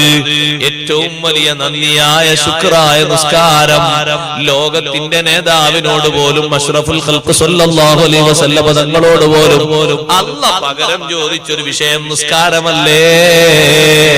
ദുനിയാവിലും ആഖിറത്തിലും വലിയ സ്ഥാനം കൊടുത്ത നേതാവിനോട് ഓതിക്കോളൂ, ഇന്നാ അഅ്തൈനാകൽ കൗസർ ഫസല്ലി ലിറബ്ബിക വൻഹർ ഇന്ന ശാനിഅക ഹുവൽ അബ്തർ. ഓ നബിയേ, ഇന്നാ അഅ്തൈനാകൽ കൗസർ, ഒരു നബിക്കും കൊടുക്കാത്ത കൗസർ എന്ന് പറയുന്ന പാനീയം തങ്ങൾക്ക് നാം തന്നു കഴിഞ്ഞു. ആർക്കും കൗസർ കൊടുത്തിട്ടില്ല, നബിതങ്ങൾക്ക് മാത്രമല്ലേ. ഒരു നബിക്കും കൊടുക്കാത്ത ജനബാഹുല്യം തങ്ങൾക്ക് തന്നു കഴിഞ്ഞു. ഒരു നബിക്കും കൊടുക്കാത്ത നുബുവത്തിന്റെ വലുപ്പം തങ്ങൾക്ക് തന്നു കഴിഞ്ഞു. ഒരു നബിക്കും കൊടുക്കാത്ത നുബുവത്തിന്റെ ബഹുമാനങ്ങൾ തങ്ങൾക്ക് തന്നു കഴിഞ്ഞു. ഏറ്റവും വലിയ സ്വീകാര്യതയുള്ള ജനത, ഏറ്റവും കൂടുതൽ അംഗങ്ങളുള്ള നബി, ലോകത്തിന്റെ നേതാവ് ഹബീബ് റസൂലുള്ളാഹി സ്വല്ലല്ലാഹു അലൈഹി വസല്ലം തങ്ങളാണ്. ഏറ്റവും ഇൽമ് ലോകത്തുള്ള മഹാനാരാ? ജിബ്രീൽ അലൈഹിസ്സലാം അല്ല, ജിബ്രീലിനെക്കാളും വലിയ ഇൽമുള്ള നേതാവ്, ലോകത്തിന്റെ നേതാവ് ഹബീബ് റസൂലുള്ളാഹി തങ്ങളാണ്. ജിബ്രീലിന് വരെ പരിധിയും പരിമിതിയുമുണ്ട്. ജിബ്രീലിന് അല്ലാഹു പരിധി വെച്ച് കൊടുത്തില്ലേ? സർവ്വ മലക്കുകൾക്കും നബിമാർക്കും അല്ലാഹു പരിധി വെച്ച് കൊടുത്തു. ഏഴാന ആകാശത്തിനപ്പുറം സിദ്റത്തുൽ മുൻതഹ എന്നൊരു വൃക്ഷമുണ്ട്. ആ വൃക്ഷത്തിന്റെ അത്ര വരെ മലക്കുകളെ ഇൽമത്തുകയുള്ളൂ, അംബിയാഇന്റെ ഇൽമത്തുകയുള്ളൂ. സിദ്റത്തുൽ മുൻതഹയും വിട്ട് കടക്കാനും പോകാനും അല്ലാഹു തആല അനുവാദം നൽകിയ ഒരേ ഒരു സൃഷ്ടിയുണ്ടെങ്കിൽ അത് ലോകൈക ഗുരു ഹബീബ് റസൂലുള്ളാഹി സ്വല്ലല്ലാഹു അലൈഹി അലൈഹി വസല്ലം തങ്ങൾ മാത്രമാണ്, വേറെ ആരും ഇല്ല. എല്ലാ പരിധിയും പരിമിതിയും വിട്ടുകടന്ന് അള്ളാഹുവിന്റെ സന്നിധാനത്തിൽ ചെന്ന് റബ്ബിനോട് സംസാരിച്ച് അള്ളാഹുവിനെ നേർക്ക് നേരെ കണ്ട നേതാവ്, ആ നേതാവിനല്ലേ ഏറ്റവും വലിയ ബഹുമാനം കൊടുത്തത്. ഓ നബിയെ, അധികം ഇൽമും തങ്ങൾക്ക് നാം തന്നു കഴിഞ്ഞു, അധികം മുഅ്ജിസത്തും തങ്ങൾക്ക് നാം തന്നു കഴിഞ്ഞു, അധികം സമുദായത്തെ തങ്ങൾക്ക് തന്നു കഴിഞ്ഞു, അധികം മൗലിയാക്കൾ അങ്ങയുടെ ഉമ്മത്തിലാണ്, അധികം സന്താനങ്ങൾ തങ്ങൾക്കാണ്. ലോകത്തെ ഏറ്റവും വലിയ സന്താനമുള്ള നബി ആരാ? സയ്യിദുനാ റസൂലുള്ളാഹി സ്വല്ലല്ലാഹു അലൈഹി വസല്ലം. ആ സന്താന പരമ്പര അവസാനിച്ചു? അവസാനിച്ചിട്ടില്ല. തങ്ങന്മാരൊക്കെ അവസാനിച്ചു എന്നാണ് വിദേഹത്തുകാരിൽപ്പെട്ട ഒരു പക്ഷം പറയുന്നു. തങ്ങന്മാരൊക്കെ പോയി, ഇപ്പൊ തങ്ങന്മാരൊന്നുമില്ല, എല്ലാവരും തങ്ങന്മാരാണ്. അവർ അല്പബുദ്ധി കൊണ്ട് പറഞ്ഞു, നമ്മൾ അവരെ വിട്ടേക്കാം, അവർക്ക് അല്ലാഹു ഹിദായത്ത് കൊടുക്കട്ടെ. അതേ സമയത്ത് ഹഖ് എങ്ങനെയാ, സത്യം എങ്ങനെയാ? തങ്ങന്മാർ അവസാനിച്ചിട്ടില്ല. ഒരുപാട് സയ്യിദന്മാരെയും ലോകത്ത് വരാനുണ്ട്. എത്ര വലിയ സന്താന പരമ്പരകളെയാണ് കൊടുത്തത്, എത്ര നാടുകളിൽ. അത് ഓരോ സയ്യിദന്മാരെടുത്തു നോക്കുമ്പോ എത്രമാത്രം ഫലമുള്ളവർ, അവരുടെ വാക്കിനും അവരുടെ ഇശാറത്തിനും വലിയ പ്രസക്തിയുള്ളവർ. അവരൊന്ന് ചൂണ്ടിയാൽ ചൂണ്ടിയതുപോലെ, അവരൊന്ന് പറഞ്ഞാൽ പറഞ്ഞതുപോലെ, അവരൊന്ന് ഉദ്ദേശിച്ചാൽ ഉദ്ദേശിച്ചതുപോലെ. എത്ര വലിയ ബഹുമാനമുള്ളവർ, വലിയ വലിയ മഹാന്മാര്.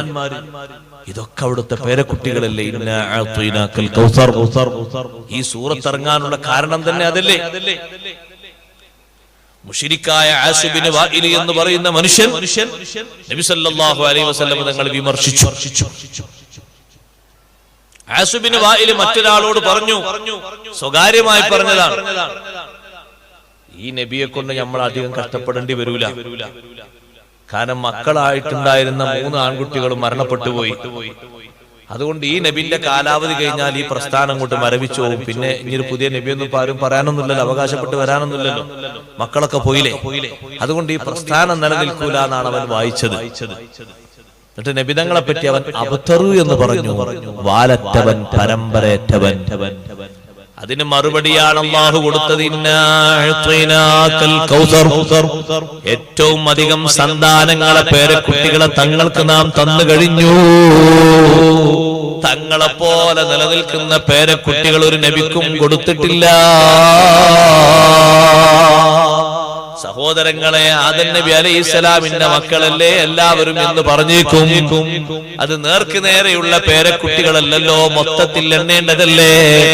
ഇത് സ്പെഷ്യലായിട്ട് തന്നെ ഒരു വിങ്ങനെ അല്ലാഹു വെച്ചിട്ടുണ്ടല്ലോ. ഈ സാദാത്തുക്കളെയും ആദം നബിന്റെ മക്കളിൽ എണ്ണും, അത് നബിതങ്ങളെയും എണ്ണും, എല്ലാവരെയും എണ്ണും. അത് മനുഷ്യർ എന്ന അർത്ഥത്തിൽ കണക്ക് കൂട്ടുന്നതാണ്. അതേ സമയത്ത് സ്വന്തത്തിൽ ഉള്ള ഒരു വിങ്ങ്, ഇബ്രാഹിം നബി അലൈഹിസ്സലാമിന്റെ പേരക്കുട്ടികൾ ആ താവയിൽ ഇങ്ങനെ പോരുന്നുണ്ടോ? ഇല്ലല്ലോ. മൂസാ നബി അലൈഹിസ്സലാമിന്റെ മക്കൾ ആ താവയിൽ വരുന്നുണ്ടോ? ഇല്ലല്ലോ. അതേ സമയത്ത് അഷ്റഫുൽ ഖൽഖ് സ്വല്ലല്ലാഹു അലൈഹി വസല്ലം തങ്ങളുടെ സന്താന പരമ്പരകൾ ഒഴിവില്ലാതെ വരുന്നു. ഇത്രയും വലിയ അനുഗ്രഹം തങ്ങൾക്ക് അല്ലാഹു കൊടുത്തിട്ട് കൗസർ എന്ന് പറയുന്ന പാനീയം കുടിക്കാൻ അല്ലാഹു തൗഫീഖ് നൽകട്ടെ. ഇത് വല്ലാത്തൊരു അനുഗ്രഹമാണ്. ആ കൗസർ കുടിക്കാനുള്ള തൗഫീഖ് നമ്മൾ നേടിയെടുക്കണം. കൗസറിന്റെ അടുത്തേക്ക് എല്ലാവരും എത്തുമെന്ന് കരുതണ്ട. കൗസറിന്റെ വഴിയിൽ നിന്ന് സ്വഫായി നിൽക്കുന്നവരിൽ നിന്ന് ലക്ഷണം നോക്കിയിട്ട് ചിലരെ മലക്കുകൾ പിടിച്ചു മാറ്റുന്നുണ്ട്. പിടിച്ചു മാറ്റുമ്പോ അവരെ മുഖത്തിന്റെ ചില അടയാളങ്ങൾ കണ്ടിട്ട് അല്ലാഹുവിന്റെ ഹബീബ് പറയുന്നു, ഹലുമ്മു അസ്ഹാബി അസ്ഹാബി, അവരെന്റെ അനുചരന്മാരല്ലേ, ഞാൻ അവരെ കണ്ടിട്ടുണ്ടല്ലോ, മദീനയിൽ അവരുണ്ടായിട്ടുണ്ടല്ലോ, പിന്നെ അവരെന്തിനാണ് പിടിച്ചു മാറ്റുന്നത്? അപ്പൊ മലക്കുകൾ മലക്കുകൾ പറയും, നബിയേ ഇന്നക ലാ തദ്രി മാ ബദ്ദലു ബഅദക, തങ്ങളെ കാലശേഷം ദീനിൽ ഒരുപാട് ഭേദഗതികൾ അവർ വരുത്തിയിട്ടുണ്ട്, തങ്ങളത് അറിയില്ലല്ലോ. സക്കാത്ത് കൊടുക്കണ്ട എന്നുള്ള തീരുമാനം ഇവർ പറഞ്ഞിട്ടുണ്ട്. ഇനി സഹായത്തിന്, ഇനി സംരക്ഷണത്തിന് നേതൃത്വം വഹിക്കാൻ മുന്നോട്ട് വരേണ്ടത് അത് അലി റളിയല്ലാഹു അൻഹു ആണെന്ന് പറഞ്ഞൊരു പക്ഷം അവിടുന്ന് പൊന്തിയിട്ടുണ്ട്. സിദ്ദീഖ് തങ്ങളല്ല വരേണ്ടത് എന്ന് പറഞ്ഞിട്ടുണ്ട്. അലി റളിയല്ലാഹു അൻഹു പോലും അതിനെ എതിർത്തിട്ടുണ്ട്. ഇങ്ങനെ ഭിന്നാഭിപ്രായങ്ങളുമായി വന്ന കക്ഷികൾ ദീനിൽ പുരോഗതി എന്ന രൂപത്തിൽ ഉണ്ടാക്കിയ ഒരുപാട് വേണ്ടാത്തരങ്ങൾ ചേർത്തിക്കൂട്ടിയ ബിദ്അത്തുകാർ, മുനാഫിക്കുകൾ അവരെ ആട്ടി ഓടിക്കുന്നു. ബഹുമാനപ്പെട്ട ഹാഫിദ് ഇബ്നു അബ്ദുൽ ബർ റഹ്മഹുല്ലാഹ് പറഞ്ഞു, അവരെ മാത്രമല്ല, നമ്മൾ ശരിക്കും മനസ്സിലാക്കണം, കുല്ലു മൻ അഹദസ ഫിദ്ദീൻ, ദീനിൽ ആരെല്ലാം ഇല്ലാത്തത് കടത്തിക്കൂട്ടിയോ അവരൊക്കെ ഈ പറഞ്ഞ ഹദീസിന്റെ പരിധിയിൽ വരും. അതും മാത്രമല്ല, വൽ മുഅ്ലിനൂന ബിൽ കബായിരി, പരസ്യമായി വൻകുറ്റങ്ങൾ ചെയ്യുന്നവർ, ഫാസിഖുകൾ, അവർക്കും ഹൗദിൽ നിന്ന് പാനപാത്രത്തിൽ വെള്ളം ലഭിക്കൂല. പരസ്യമായി കുറ്റം ചെയ്യുന്നവരാരാണ്? നേർക്ക് നേരെ സമയമെത്തിയിട്ടും നിസ്കരിക്കാതെ നിൽക്കുന്നത് പരസ്യമായ കുറ്റമല്ലേ? നിസ്കരിക്കണമെന്ന് ബോധ്യമുണ്ടായിട്ടും നിസ്കരിക്കാത്തത് പരസ്യമായ കുറ്റമല്ലേ? വൻകുറ്റമല്ലേ? ചെറുതാണോ? പരസ്യമായ രൂപത്തിൽ തന്നെ മദ്യപാനം നടത്തുന്നവർ, ഗീബത്തും നമീമത്തിനും ആക്കം കൂട്ടുന്നവർ, ഇങ്ങനെ തുടങ്ങി ഒരുപാട് പരസ്യമായ തെറ്റുകൾ ചെയ്യുന്നവർ, അവരെയും സ്വത്തിൽ നിന്ന് അട്ടിയോടിക്കുന്നു. ഔറത്ത് മറക്കേണ്ടിടത്ത് പരസ്യമായി മറക്കാതെ വെളിവാക്കുന്നവർ, അതേ സങ്കലനം പാടില്ലെന്ന് പറയുന്നിടത്ത് സമ്മിശ്രമായി നിൽക്കുന്നവർ, ഇങ്ങനെ തുടങ്ങി എണ്ണിയാലൊതുങ്ങാത്ത അരുതായ്മകൾക്ക് ആരെല്ലാം പ്രോത്സാഹനം നൽകുന്നുണ്ടോ അവരൊക്കെ ഹൗദിൽ നിന്ന് വെള്ളം കുടിക്കൂല. അല്ലാഹ് നമ്മളെ കാത്തുരക്ഷിക്കട്ടെ. എല്ലാവർക്കും അത് ലഭിക്കൂല. ഒരുപാട് ആളുകൾക്ക് കൊടുക്കാൻ അതിൽ പാത്രങ്ങൾ റെഡിയാണ്. നക്ഷത്രങ്ങളുടെ കണക്കനുസരിച്ചാണ് അല്ലാഹു പാത്രങ്ങൾ വെച്ചു കൊടുത്തിരിക്കുന്നത്. ആർക്കാണ് നക്ഷത്രങ്ങളെ കണക്ക് കറക്റ്റായി അറിയാവുന്ന ഒരു ശാസ്ത്രജ്ഞനാരാണ്? ഇത്ര നക്ഷത്രമേ, ഇത്ര ആകാശങ്ങളിലൊന്നും ആരെങ്കിലും കറക്റ്റ് പറഞ്ഞിട്ടുണ്ടോ? അതിന്റെ കറക്റ്റായ കണക്കറിയുന്നവൻ അല്ലാഹുവാണ്. അത്രയും എണ്ണം കണ്ട് പാത്രങ്ങളുണ്ട്. കുടിക്കാൻ ആളുകൾ വരി വരിയായി നിൽക്കുന്നിടത്ത് ഹൗദിൽ നിന്ന് വെള്ളം കിട്ടുന്നവരിൽ അല്ലാഹു നമ്മളെ ചേർത്തി തരട്ടെ. അതൊരു മഹാഭാഗ്യമാണ്. അമ്പിയാക്കൾ മുഴുവനും അതിൽ നിന്ന് വെള്ളം കുടിക്കുന്നുണ്ട്. അതേ ഔലിയാക്കൾ മുഴുവനും അതിൽ നിന്ന് വെള്ളം കുടിക്കുന്നുണ്ട്. ഉമ്മഹാത്തുൽ മുഅ്മിനീങ്ങൾക്ക് വെള്ളം അങ്ങോട്ട് കൊണ്ടുപോയി കൊടുക്കുന്നുണ്ട്. അവർക്ക് ആ ഹൗദിന്റെ പരിസരത്ത് പ്രത്യേക ടെന്റുകളാണ്. ആ ടെന്റ് മുത്തുകൊണ്ടും മാണിക്യം കൊണ്ടും നിർമ്മിതമായതാണ്. ആ ടെന്റിന്റെ ഉള്ളിലേക്ക് വെള്ളം കൊണ്ടുപോയി കൊടുക്കുകയാണ്. കാരണം അവർ ലോകമുഅ്മിനീങ്ങളെ മാതാക്കളാണ്. അവര് വരിയിൽ നിൽക്കേണ്ടവരല്ല, വരി നിന്ന് വാങ്ങേണ്ടവരുമല്ല. ആ വെള്ളം കുടിക്കുന്ന ആളുകൾക്ക് എത്ര ബഹുമാനമുണ്ട് സഹോദരങ്ങളെ. ആ ഹൗദുൽ കൗസറിൽ നിന്ന് ആദ്യമായി വെള്ളം കുടിക്കുന്നതാരാണ്? ഹൗദിന്റെ അടുക്കൽ ആദ്യം വരുന്നത് ഫുഖറാഉൽ മുഹാജിരീൻ, മുഹാജിരീങ്ങളിലെ സാധുക്കളാണ്. നേർക്ക് നേരെ ഒരു പുതപ്പ് പോലും പുതച്ച് കഫൻ ചെയ്യാനില്ലാതെ ഷഹീദായി പോയ മുസ്അബ് ബിൻ ഉമൈർ റളിയല്ലാഹു അൻഹു കൂട്ടത്തിൽപ്പെട്ട മഹാനല്ലേ. ഒരു കഫംകുട പോലും പൂർണ്ണാർത്ഥത്തിൽ മുസ്അബ് തങ്ങൾക്ക് കിട്ടിയിട്ടില്ലല്ലോ. തന്റെ യുവത്വകാലത്ത് മക്കയിൽ താമസിക്കുമ്പോ എത്ര സുഖലോലുപനായിട്ടാണ് ജീവിച്ചത്. മദീനയിലേക്ക് ഹിജ്റ വന്നപ്പോ പണക്കാരനായ ബാപ്പ ഒരൊറ്റ സ്വത്തും കൊടുത്തില്ല. പണക്കാരനാണ് മുസ്അബ് റളിയല്ലാഹു അൻഹു ബാപ്പ ഉമൈർ. ഒരു ഇഞ്ച് സ്വത്ത് കൊടുത്ത് കൊണ്ടുപോകാൻ വിടൂല, കയ്യും വീശി പോയിക്കോ. ആടിന്റെ തോലണിഞ്ഞിട്ട് വരെ മദീനത്തെ പള്ളിയിൽ നിസ്കാരത്തിന് വന്ന സ്വഹാബിയാണ് മുസ്അബ് ബിൻ ഉമൈർ. അവരാണ് ഹൗദിൽ നിന്ന് ആദ്യം വെള്ളം കുടിക്കുന്നത്. അവർക്ക് കൊടുത്തിട്ടേ ബാക്കിയുള്ളവർക്ക് വെള്ളം കൊടുക്കണം. അവ്വലു വാരിദിഹി ഫുഖറാഉൽ മുഹാജിരീൻ, അവരെ ബർക്കത്തുള്ള നമ്മൾ സ്വീകരിക്കട്ടെ. ആ ഫഖീറന്മാരായ മുഹാജിറുകൾ എത്ര വലിയ സ്ഥാനം അവർക്ക്. സുഹൈബ് റളിയല്ലാഹു അൻഹു കൂട്ടത്തിൽപ്പെട്ട മഹാനാണ്, ബിലാൽ റളിയല്ലാഹു അൻഹു കൂട്ടത്തിൽപ്പെട്ട മഹാനാണ്. ഒരുപാട് മഹാന്മാരുണ്ട് മുഹാജിറുകളിൽ. ആ മുഹാജിറുകൾക്ക് വെള്ളം കൊടുക്കുന്ന ആ ഹൗദുൽ കൗസർ ഒക്കെ കൊടുത്തിട്ട് അല്ലാഹ് പകരം ചോദിക്കുന്നത് എന്താ? ഈ സ്ഥാനമാനങ്ങളൊക്കെ കൊടുത്തിട്ട് ദുനിയാവിലും ആഖിറത്തിലും എല്ലാ സ്ഥാനവും കൊടുത്തു. ഇനി ഒരു സ്ഥാനം ഇതിന്റെ മേലെ ഒരു നബിക്കും കൊടുക്കാനില്ല. പകരം അല്ലാഹ് ചോദിക്കുന്ന ഒന്നാണ്, ഫസല്ലി ലിറബ്ബിക്. നബിയെ കൗസർ തന്നു, അതുകൊണ്ട് തങ്ങൾ ഒരു കാര്യം ചെയ്യണം. ഫസല്ലി ലിറബ്ബിക, തങ്ങളെ റബ്ബാകുന്ന എനിക്ക് വേണ്ടി ഇഖ്ലാസോടെ നിസ്കരിച്ചു തരണം നബിയേ. എത്ര വലിയ അനുഗ്രഹം അല്ലാഹ് ലോകത്ത് തന്നിട്ടുണ്ടോ? പകരം അല്ലാഹ് ചോദിക്കുന്ന ഏറ്റവും വലിയ നന്ദി ഏതാണെന്നറിയോ? മനസ്സിലാക്കാതെ പോകണ്ട, ശങ്കിച്ച് നിൽക്കണ്ട. അറിവാണല്ല തന്നതെങ്കിലും, സൗകര്യമാണല്ല തന്നതെങ്കിലും, സൗകര്യങ്ങളും സംവിധാനങ്ങളുമാണല്ല തന്നതെങ്കിലും, ഏത് മഈശത്തിന്റെ അസ്ബാബാണല്ല തന്നതെങ്കിലും, പകരം അല്ലാഹു ചോദിക്കുന്നത് ഏറ്റവും വലിയ കൊടുതി കൊടുത്ത നേതാവിനോടല്ല ചോദിച്ചത്, ഫസല്ലി ലിറബ്ബിക. രണ്ട് കാര്യം മനസ്സിലാക്കാനുണ്ട് അവിടെ. ഒന്ന്, നിസ്കരിക്കണം, നിസ്കാരമാണ് നന്ദിക്ക് ചോദിച്ചത്. നിസ്കാരം പോലെ പകരമാകുന്നൊരു നന്ദി ലോകത്ത് വേറെ ഇല്ലേ ഇല്ല. മരിക്കും വരെ ഒരു നിസ്കാരവും ഖളാകാതെ കൊണ്ട് നടക്കാൻ അല്ലാഹ് നമുക്ക് തൗഫീഖ് തരട്ടെ. കുടുംബക്കാർക്ക് അല്ലാഹ് തൗഫീഖ് തരട്ടെ, മക്കൾക്ക് അല്ലാഹ് തൗഫീഖ് തരട്ടെ, ശിഷ്യഗണങ്ങൾക്ക് അല്ലാഹ് തൗഫീഖ് തരട്ടെ, സുഹൃത്തുക്കൾക്ക് അല്ലാഹ് തൗഫീഖ് തരട്ടെ. ഒരു നിസ്കാരവും ഒഴിവാകാതെയുള്ള സന്ദർഭം, നിസ്കാരം ഒഴിവാകാതെയുള്ള അവസ്ഥ. സഹോദരങ്ങളെ, ആ നിസ്കാരം തന്നെ രണ്ടാമത്തൊരു വിഷയം പഠിക്കാനുണ്ട്. ലിറബ്ബിക. ആർക്ക് വേണ്ടിയുള്ള നിസ്കാരാകണം?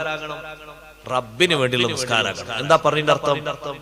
തികഞ്ഞ ഭക്തിയോടെ, ഇഖ്ലാസോടെ, മനസാന്നിധ്യത്തോടെ, ഖൽബൊക്കെ ശുഗലുകളിൽ നിന്ന് ഒഴിവായിട്ട് നല്ല നശാത്തോടുകൂടെയുള്ള നിസ്കാരം. നിസ്കരിക്കാൻ പോകുന്ന സമയത്താണ് നല്ല ഡ്രസ്സ് ധരിക്കുന്നത്. നല്ല ഡ്രസ്സ് പറഞ്ഞാൽ നല്ല വൃത്തിയുള്ള, ഇസ്തിരിയൊക്കെ ഇട്ട് നല്ല വൃത്തിയുള്ള. ചില ആൾക്കാർ പുരേന്നൊക്കെ നിസ്കരിക്കുന്ന തുണി കണ്ടാൽ അവർക്ക് സംഭാവന പിരിച്ചിട്ട് ഒരു ഡ്രസ്സ് വാങ്ങിക്കൊടുക്കാൻ. കാരണം ഒരു ഇസ്തിരിപ്പെട്ടി കൊണ്ടോ അതിന്റെ ചുടി നീരൂല.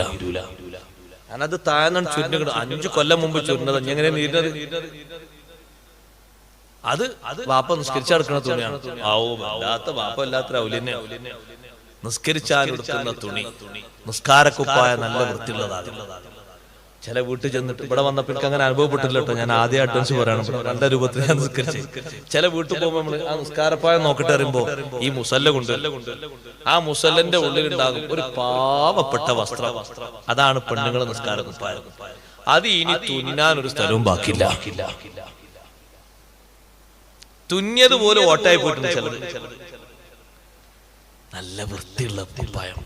അല്ലാഹു അങ്ങനല്ലേ പറഞ്ഞത്, യാ ബനി ആദം ഖുദൂ സീനതകും മിൻദ കുല്ലി മസ്ജിദ്. ഓ ആദം സന്തതികളെ, നിസ്കരിക്കുന്ന സമയത്ത് നല്ല ഭംഗിയുള്ള വസ്ത്രം ധരിക്കണേ, നല്ല വൃത്തിയുള്ള വസ്ത്രം ധരിക്കണേ. നല്ല അത്തർ പൂശിയിട്ട് നിങ്ങളെ മനസ്സിന് നല്ല സന്തോഷം വരണം, മനസ്സാന്നിധ്യം കിട്ടണം, ഖൽബ് ശുഗലുകളിൽ നിന്ന് ഒഴിവാകണം. നല്ല വൃത്തിയുള്ള വസ്ത്രം ധരിച്ച് നിസ്കരിക്കണം. സയ്യിദുനാ റസൂലുള്ളാഹി സ്വല്ലല്ലാഹു അലൈഹി വസല്ലം തങ്ങൾ സ്വഹാബത്തിനോട് നിസ്കരിക്കാൻ വേണ്ടി തന്നെ വേറെ വസ്ത്രം റെഡിയാക്കി വരണമെന്ന് പറഞ്ഞിട്ടുണ്ട്. ശുഗലുകൾ കൊടുക്കുന്ന വസ്ത്രമല്ല.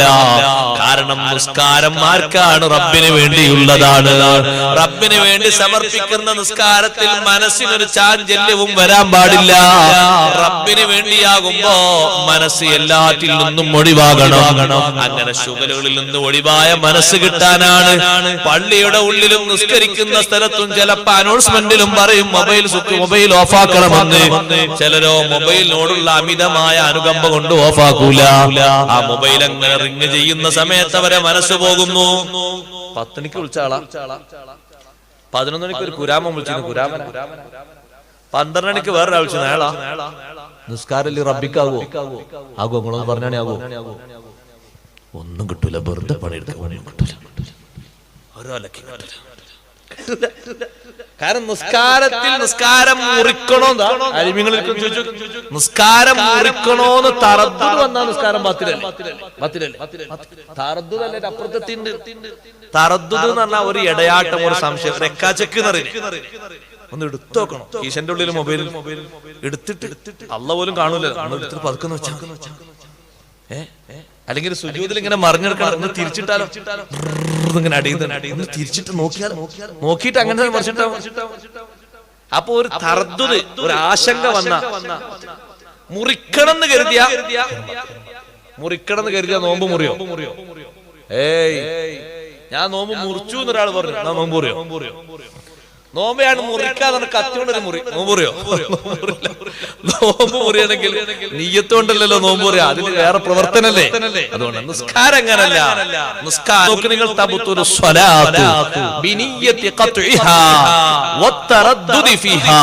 നിസ്കാരം ബാത്തിലാകും മുറിക്കണമെന്ന നീയത്തുണ്ടായ. ഒരാളങ്ങനെ കോളിംഗ് ബെല്ലും അടിക്കണം. പടച്ചോനെ, ഇന്നലെ പൈസ 30,000 തരാൻ ആളായിരിക്കും ചിലപ്പോ ഇന്ന് വന്നിട്ടുണ്ടാകും. എന്താക്കണം? നിസ്കാരത്തിൽ എന്താക്കണം? അയാളെങ്ങാനും 3 ബെല്ലടിച്ച് പോയാ പിന്നെ ഒന്ന് കിട്ടിയില്ലെങ്കിലോ? സുഹൃത്തെ, അത് കൈ അയച്ചിട്ട് പോയി വാങ്ങിക്കോ, അല്ലാതെ ഈ പോക്കിന് ഒരു കാര്യമില്ല. ഇങ്ങനെയുള്ള ഈ പോക്കിന് കാര്യമുണ്ടോ? ഒരു കാര്യമില്ല. അപ്പൊ പിന്നെ നിന്റെ ചിന്ത എന്താ? ഇതിപ്പോ 4 റക്അത്തിലല്ലേ, ഇതാണ് പൂർത്തിയാക്കും, വേഗം റെഡിയാക്കി. ഞാൻ നിസ്കാരത്തിൽ ബെല്ലടിച്ചൊക്കെ ഞാൻ കേട്ടിട്ടുണ്ട്. നിസ്കാരത്തിൽ മുറിക്കാൻ പറ്റൂലല്ലോ. എവിടെ മുറിക്കലൊക്കെ തോന്നിയിട്ടുണ്ട്. കഴിഞ്ഞു നിസ്കാരം കഴിഞ്ഞു. ആലോചിച്ചു, ഞാൻ വെറുതെ പറയല്ല, ഗൗരവത്തോടെ ആലോചിച്ചു. അപ്പൊ ഈ റിംഗ് ഇങ്ങനെ കേൾക്കുന്ന, ഈ വൈബ്രേഷൻ ഇങ്ങനെ കേൾക്കുന്ന സമയത്ത് തറദ്ദുദ് വരികയാണ്, സംശയം വരികയാണ്. നോക്കിയാലോ? അതുകൊണ്ടാണ് നമ്മളോട് ഓഫാക്കാൻ പറഞ്ഞാൽ. നമ്മളെ മൊബൈലിനോടൊക്കെ പള്ളി കമ്മിറ്റിക്ക് ദേഷ്യം ഉണ്ടായിട്ടല്ല, നമ്മളെ മൊബൈലിനോടൊക്കെ ഖത്തീബ് ഉസ്താദിന് ദേഷ്യം ഉണ്ടായിട്ട് നിങ്ങളൊക്കെ ഒരു മൊബൈൽ കൊണ്ടേ വലിച്ചെറിഞ്ഞൊക്കെയല്ല. അതൊരു ഉപകരണ, ആവശ്യത്തിനുള്ളതാ, വലിയ ആവശ്യമില്ല. അതുകൊണ്ട് നടക്കുന്നത് കുടുംബ ബന്ധം പുലർത്താൻ. എന്തുകൊണ്ട് നടക്കും? കൂട്ടുകാരോടുള്ള സൗഹൃദ ബന്ധം, ദുആ കൊണ്ടുള്ള വസിയത്ത്, എന്തെല്ലാം ഖൈർ നടക്കൂലേ? ഒരുപാട് ഖൈർ നടക്കും. പിന്നെ ഇത് കാരണമായിട്ട് നിസ്കാരം ബാത്തിലാകണ്ടെന്ന് കരുതിയിട്ടാണ്. പഴയ കാലത്ത് നിങ്ങൾക്ക് ഓർമ്മ ഉണ്ടോന്ന് എനിക്കറിയില്ല, ഇവിടെ ഇപ്പൊ അങ്ങനത്തെ ഫോൺ ഉണ്ടോന്ന് അറിയില്ല. ഇങ്ങനെ കറക്കണ ഒരു ഫോൺ ഉണ്ട് അല്ലെ? ഒരു വിരൽ വെച്ച് ഒന്ന് ഇങ്ങനെ പിന്നെ അടുത്ത അക്കത്തിനാണ് ഇങ്ങനെ കറക്കണ ഫോണിലെ. ഈ ഫോണ് പഴയ കാലത്തൊക്കെ ഉപ്പാപ്പന്മാർ നിസ്കരിക്കാൻ നോക്കുമ്പോ അതിന്റെ ആ റിങ് ചെയ്യുന്ന സാധനമല്ലേ, അതൊന്ന് പതുക്കെ എടുത്ത് വെച്ചിട്ടാണ് നിസ്കരിക്കാൻ. ശ്രദ്ധിച്ചിട്ടുണ്ടോ? എന്തിന്? ആ റിങ് കേട്ടിട്ട്, ആ റിങ് ട്യൂൺ കേട്ടിട്ട് നിസ്കാരത്തിൽ ശ്രദ്ധ പോകരുത്. ഞാൻ എന്തിനാ പറഞ്ഞറിയങ്ങള്? ആ ഒരൊറ്റ വാക്ക് 2-3 പേജ് വിശദീകരിച്ചിട്ടുണ്ട് ഇമാമിയങ്ങൾ. ഒരൊറ്റ വാക്ക് നിസ്കരിച്ചാ പോരാ, റബ്ബിന് വേണ്ടിയുള്ള നിസ്കാരാകണം. തോന്നിയതുപോലെ ആകരുത്, അള്ളാഹുവിന് വേണ്ടിയുള്ള നിസ്കാരാകണം. അതിന്റെ ചേരുവകളൊക്കെ ചേരണം. ഇതുകൊണ്ടാണ് നിസ്കാരത്തെ പറ്റി, നോമ്പിനെ പറ്റി പറയാത്തൊരു ശൈലി, ഹജ്ജിനെ പറ്റി പറയാത്തൊരു ശൈലി, സക്കാത്തിനെ പറ്റി പറയാത്തൊരു ശൈലി. അള്ളാഹ് നിസ്കാരത്തെ പറ്റി ഖുർആനിൽ പറഞ്ഞിട്ടുണ്ട്. وإنها لكبيرة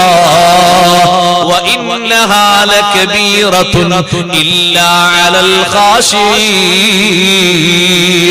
നിസ്കാരം ലകബീറത്തുൻ, വലിയ സംഗതിയാണ്. നിസ്കാരം വലിയ വിഷയമാണ്, വലിയ പ്രശ്നമാണ്. ഇല്ലാ അലൽ ഖാശിഈൻ, ഭക്തന്മാരുടെ നിസ്കാരത്തിനൊഴികെ അവർക്ക് നിസ്കാരം എളുപ്പമാണ്. നിസ്കാരം ഒരു ഭാരവുമില്ല. നിസ്കരിച്ചാ തീരൂല. ഖദീന പൊട്ടിച്ചാൽ പോലും, ബോംബ് പൊട്ടിച്ചാൽ പോലും, തീ കത്തിയാൽ പോലും നിസ്കാരത്തിൽ ബദ്ധശ്രദ്ധരാണെങ്കിൽ പുറം ലോകം അറിയൂല. ലോകത്തിന്റെ നേതാവ് മുഹമ്മദുർ റസൂലുള്ളാഹി സ്വല്ലല്ലാഹു അലൈഹി വസല്ലം തങ്ങളുടെ പേരക്കുട്ടിയെ കേട്ടിട്ടില്ലേ? സൈനുൽ ആബിദീൻ റളിയല്ലാഹു അൻഹു കേട്ടിട്ടില്ലേ? സൈനുൽ ആബിദീൻ ജനങ്ങൾ വിളിക്കുന്ന പേരാണ്. ഒറിജിനൽ പേര് അലി ഇബ്നുൽ ഹുസൈൻ റളിയല്ലാഹു അൻഹു. കർബലയിൽ ഷഹീദായ ഹുസൈൻ റളിയല്ലാഹു അൻഹുല്ലേ, ആ ഹുസൈൻ തങ്ങളുടെ മോനാണ് അലി. ബാപ്പാന്റെ പേര് തന്നെ മോനിട്ടതാണ്. അങ്ങനെ പാരമ്പര്യമില്ലേ? വല്യപ്പാനെ ഓർക്കാൻ വേണ്ടി കുട്ടിക്ക് പേരുണ്ട് അല്ലേ? പഴയ കാലത്ത് കുട്ടിക്ക് എന്താ പേരുണ്ട്? കുട്ടിക്ക് മുഹിയുദ്ദീൻ കുട്ടി എന്ന് പേരിട്ടു. എന്താ കുട്ടിയിട്ടത്? അത് വല്യപ്പ മുഹിയുദ്ദീനാണ്. അപ്പൊ മുഹിയുദ്ദീൻ കുട്ടിയായതാ. എന്താ മോന് പേരിട്ടത്? മോന് കുഞ്ഞഹമ്മദ് എന്ന് പേര്. എന്റെ കുഞ്ഞഹമ്മദ് വല്യപ്പ അഹമ്മദാണ്, കുഞ്ഞഹമ്മദാ. അങ്ങനെ ആ പേര് അനുസ്മരിക്കാൻ വേണ്ടി പേരിടും. ഹുസൈൻ റളിയല്ലാഹു അൻഹു ബാപ്പാനെ ഓർക്കാൻ വേണ്ടിയിട്ട് മോനും പേരിട്ടു. എന്ത്? അലി ഇബ്നുൽ ഹുസൈൻ. ഈ കുട്ടിയെയാണ് ചരിത്രം സൈനുൽ ആബിദീൻ എന്ന പേര് കൊണ്ട് ഓമന പേര്. അതാ ജനങ്ങളൊക്കെ വിളിക്കുന്ന പേര് സൈനുൽ ആബിദീൻ റളിയല്ലാഹു അൻഹു. മഹാനവറുകൾ ഒരു സ്ഥലത്ത് നിസ്കരിക്കാം. ഒരു വീട്ടിന്റെ ഉള്ളിൽ പുറത്ത് തീ കത്തി, തീങ്ങനെ ആളി കത്തി കത്തി കത്തി കത്തി ഉള്ളോട്ട് പോകാണ്. ജനങ്ങള് ഭയങ്കര ഒച്ചവെക്കാണ്. ഇന്നത്തെ ഫയർഫോഴ്സ് അന്നില്ലല്ലോ. 4 ഭാഗത്തും ജനങ്ങൾ ഒച്ച കൂടുന്നുണ്ട്. എന്തിനാ ഒച്ച വെക്കുന്നത്? അവരുടെ കണ്ണിലുണ്ണിയായ, അവർക്ക് പ്രിയപ്പെട്ട നേതാവായ, എപ്പോഴും ഒന്ന് നോക്കിയാൽ സന്തോഷം ഏറെ ലഭിക്കുന്ന, ദുആ ചെയ്താൽ ഉത്തരം കിട്ടുന്ന ലോകത്തിന്റെ നേതാവിന്റെ പൊന്നോമന പൗത്രനായ പേരക്കുട്ടിയായ സൈനുൽ ആബിദീൻ തങ്ങൾ ഉള്ളിൽ നിസ്കരിക്കുന്നുണ്ട്. ജനങ്ങളെ പുറത്തു മുഴുവനും തീ കത്തുകയാണ്. ആളുകൾ 4 ഭാഗത്തും കൂടി ബഹളമയമാണ്. നിസ്കരിക്കുന്ന സൈനുൽ ആബിദീൻ തങ്ങളെ പുറത്തുനിന്ന് നോക്കിയിട്ട് ആളുകൾ കാണുന്നുണ്ട്. തീ ഇങ്ങനെ കത്തി കത്തി പടരുകയാണ്. ഒച്ചയുണ്ടാകുന്നുണ്ട്, ജനങ്ങളെ ഒച്ചയുണ്ട്. യാതൊരു തിരിഞ്ഞു നോട്ടവുമില്ല. നിസ്കാരം അത്തഹിയ്യാത്തൊക്കെ കഴിഞ്ഞു നോക്കുമ്പോ ഒരു വൻ ജനാവലി ആ വീടിന്റെ ചുറ്റുഭാഗത്തും തടിച്ചുകൂടി നിൽക്കുന്നുണ്ട്. മഹാനവറുകൾ വന്നിട്ട് ചോദിച്ചു, നിങ്ങൾ ഇത്രയും പേര് ഇവിടെ ഒരുമിച്ച് കൂടിയത് എന്തിനാണ്? ഒന്നുമല്ല, ഇത്രയും ആളിക്കത്തുന്ന തീ നിങ്ങൾ അടുത്തേക്ക് എത്തുമോന്ന് വല്ലാത്തൊരു പേടി എനിക്കും ഞങ്ങൾക്കുണ്ട്. ഒരുപാട് നിങ്ങളെ വിളിച്ചല്ലോ. സൈനുൽ ആബിദീൻ നിങ്ങൾ പറയുന്നത് ഞാനത് കേട്ടിട്ടില്ല, തീ കത്തിയത് അറിഞ്ഞിട്ടില്ല. ഇനി സഹോദരങ്ങളെ, ഈ തീനെ പറ്റിയല്ലേ നിങ്ങളെ ചിന്ത? നിസ്കരിക്കുമ്പോ അത്തഹിയ്യാത്തിൽ ദ്വാർക്കുമ്പോ എന്റെ മനസ്സിൽ വന്ന ചിന്ത എന്താണെന്നറിയോ? ആർക്കും കെടുത്താൻ കഴിയാത്തൊരു തീയില്ലേ? ഒരു ഫയർഫോഴ്സ് ഉപയോഗിച്ചാലും കെടുത്താൻ പറ്റൂല. ലോകെത്ര ജലാശയങ്ങൾ തുറന്നു വിട്ടാലും കെടുത്താൻ പറ്റൂല. ഊതിക്കെടുത്താലും കെടുത്താൻ പറ്റൂല. ഒരിക്കലും ഡിഗ്രി കുറയാതെ എപ്പോഴും ഒരേ ലെവലിൽ ആളിക്കത്തിക്കൊണ്ടിരിക്കുന്ന ഒരു വലിയ തീയില്ലേ? നിങ്ങൾ ഈ ചെറിയ തീയിനെ പറ്റി വ്യാകുലപ്പെടുമ്പോ ഞാൻ ആ വലിയ തീയിന്റെ വിഷയത്തിൽ പേടിയിലാണ്. അല്ലാഹുമ്മ ഇന്നി അഊദു ബിക മിൻ അദാബിൽ ഖബരി വ മിൻ അദാബിൻ നാർ. ഞാൻ അത്തഹിയ്യാത്തിൽ ആ തീയിനെ കുറിച്ചുള്ള ചിന്തയിലാണ്. ഇത് ചെറിയ തീയല്ലേ, മണ്ണ് വാരിയിട്ടാൽ കെട്ടുപോകൂലേ, തച്ച് കെടുത്തിയാൽ കെട്ടുപോകൂലേ, വെള്ളമൊഴിച്ചാൽ കെട്ടുപോകൂലേ, മറ്റു പലതും വെച്ചുടച്ചാൽ കെട്ടുപോകൂലേ? ഒരു ഉപകരണം കൊണ്ടും കെട്ടുപോകാത്തൊരു തീയില്ലേ? ഒരു വെള്ളം കൊണ്ടും മണക്കാൻ കഴിയാത്തൊരു തീയില്ലേ? ആ തീയിന്റെ ചിന്തയിലാണ്. അതുകൊണ്ട് ഈ തീ ഞാൻ അറിഞ്ഞില്ല. അതാണ് ഫസല്ലി റബ്ബിക എന്ന് പറഞ്ഞത്. റബ്ബിന് വേണ്ടിയുള്ള നിസ്കാരം. നിസ്കാരത്തിൽ അമ്പ് വന്ന് തറച്ചിട്ട് ഇമാം തുർമിദി തങ്ങൾ റിപ്പോർട്ട് ചെയ്ത ഹദീസ് കാണാം. സയ്യിദുനാ റസൂലുള്ളാഹി പടച്ചോനെ, അവർ നിസ്കാരം കൊണ്ട്, കാരണം കൊണ്ട്, ബഹുമതി കൊണ്ട് ഞങ്ങൾ നിസ്കാരത്തിൽ ഖുശൂഅറ്റി തരണേ അല്ലാഹ്. വെറും പണിയാക്കല്ലേ അല്ലാഹ്. നിസ്കരിക്കുന്ന നിസ്കാരങ്ങൾ നിനക്കുള്ള ചെറിയൊരു നന്ദിയായിട്ടെങ്കിലും നീ ഖബൂലാക്കണേ അല്ലാഹ്. നല്ല മനസാന്നിധ്യം. ശുഗലുകളൊക്കെ കൈവിന്റെ പരമാവധി നിർത്തിവെക്കുക. അതായത് ഒരു പോയിന്റിൽ പണിയെടുക്കുന്ന ആള് പണി ഒരു വഖഫിൽ പൂർത്തിയാക്കും. പഠിക്കുന്ന ഒരു കുട്ടി പഠനം ഒരു വഖഫിലാണ്. ഏതുന്ന ആള് ഏതൊരു വഖഫിലാണ്. അടുക്കളയിൽ ജോലി എടുക്കുന്ന ഉമ്മ മീന് പൊരിച്ചിട്ടുണ്ടെങ്കിൽ ആ പൊരിച്ചത് എടുത്തിട്ട് ചട്ടിയിലാക്കിയിട്ട് നിസ്കരിച്ചാൽ മതി. നേരെ കാര്യങ്ങളൊക്കെ നോക്കിയിട്ട് അത് ചട്ടിയിൽ തന്നെ വെച്ചിട്ട് നിസ്കരിക്കാൻ വന്നാലോ? ചട്ടിയിൽ അവിടെ പൊരി, കൽബിൽ വേറെ പൊരി. കൽവിലേതാ പൊരി? ചട്ടിയിലത് കരിഞ്ഞോ പഠിച്ചോനെ? കരിഞ്ഞാൽ ആ മനുഷ്യൻ വരുമ്പോ കേൾക്കേണ്ട മുഴുവൻ കേൾക്കേണ്ടി വരും. കാരണം കൊണ്ടുവന്ന മീന് 450 റുപ്യ കിലോ. അതെങ്ങാനും കരിഞ്ഞ കാര്യം പോകും. വിഷമം തന്നെയാണ്. അപ്പൊ ആ വിഷമം ഇങ്ങനെ മനസ്സിലൊരു പൊരിയായി വരും. ഇത് പൊരിച്ചിട്ട് അങ്ങോട്ട് പാത്രത്തിൽ കിട്ടിട്ട് നിസ്കരിച്ചാൽ വന്നാൽ മതി, കുഴപ്പമില്ല. അടുപ്പത്ത് പാല് വെച്ചിട്ടുണ്ട്, ഒന്ന് തിളപ്പിക്കാൻ വെച്ചതാണ്, തിളച്ചു കുടിച്ചാൽ നല്ലൊരു സുഖം ഉണ്ടാകുമല്ലോ, കാച്ചിയ പാലാകുമ്പോ. അത് കാച്ചി റെഡിയാക്കിയിട്ട് വന്നാൽ മതി. ഒരു വഖഫിലെത്തിക്കുക, അത് ഖുശൂ കിട്ടാൻ വലിയൊരു കാരണമാണ്. ഫറാഗുൽ ഖൽബ്, ഖൽബിനെ ശൂന്യമാക്കുക, ഖൽബിന് ഏകാഗ്രത വരണം. മിന ശവാഗിൽ, ജോലികളിൽ നിന്ന്, തിരക്കിൽ നിന്ന് ഖൽബിനെ ഫ്രീ ആക്കുക. എന്നിട്ട് നിസ്കരിക്കുക. അങ്ങനെ നിസ്കരിക്കുമ്പോ മനസ്സിന് വിഷമുണ്ടാകുന്ന, ശരീരത്തിന് വിഷമുണ്ടാകുന്ന ഒന്നുമില്ല, നല്ല മനസ്സാന്നിധ്യം. ഉമ്മമാരെ നിസ്കരിക്കുമ്പോഴൊക്കെ നല്ല ക്ലീനായ നിസ്കാരക്കുപ്പായം ഹാങ്ങറിൽ തൂക്കിയിടുക.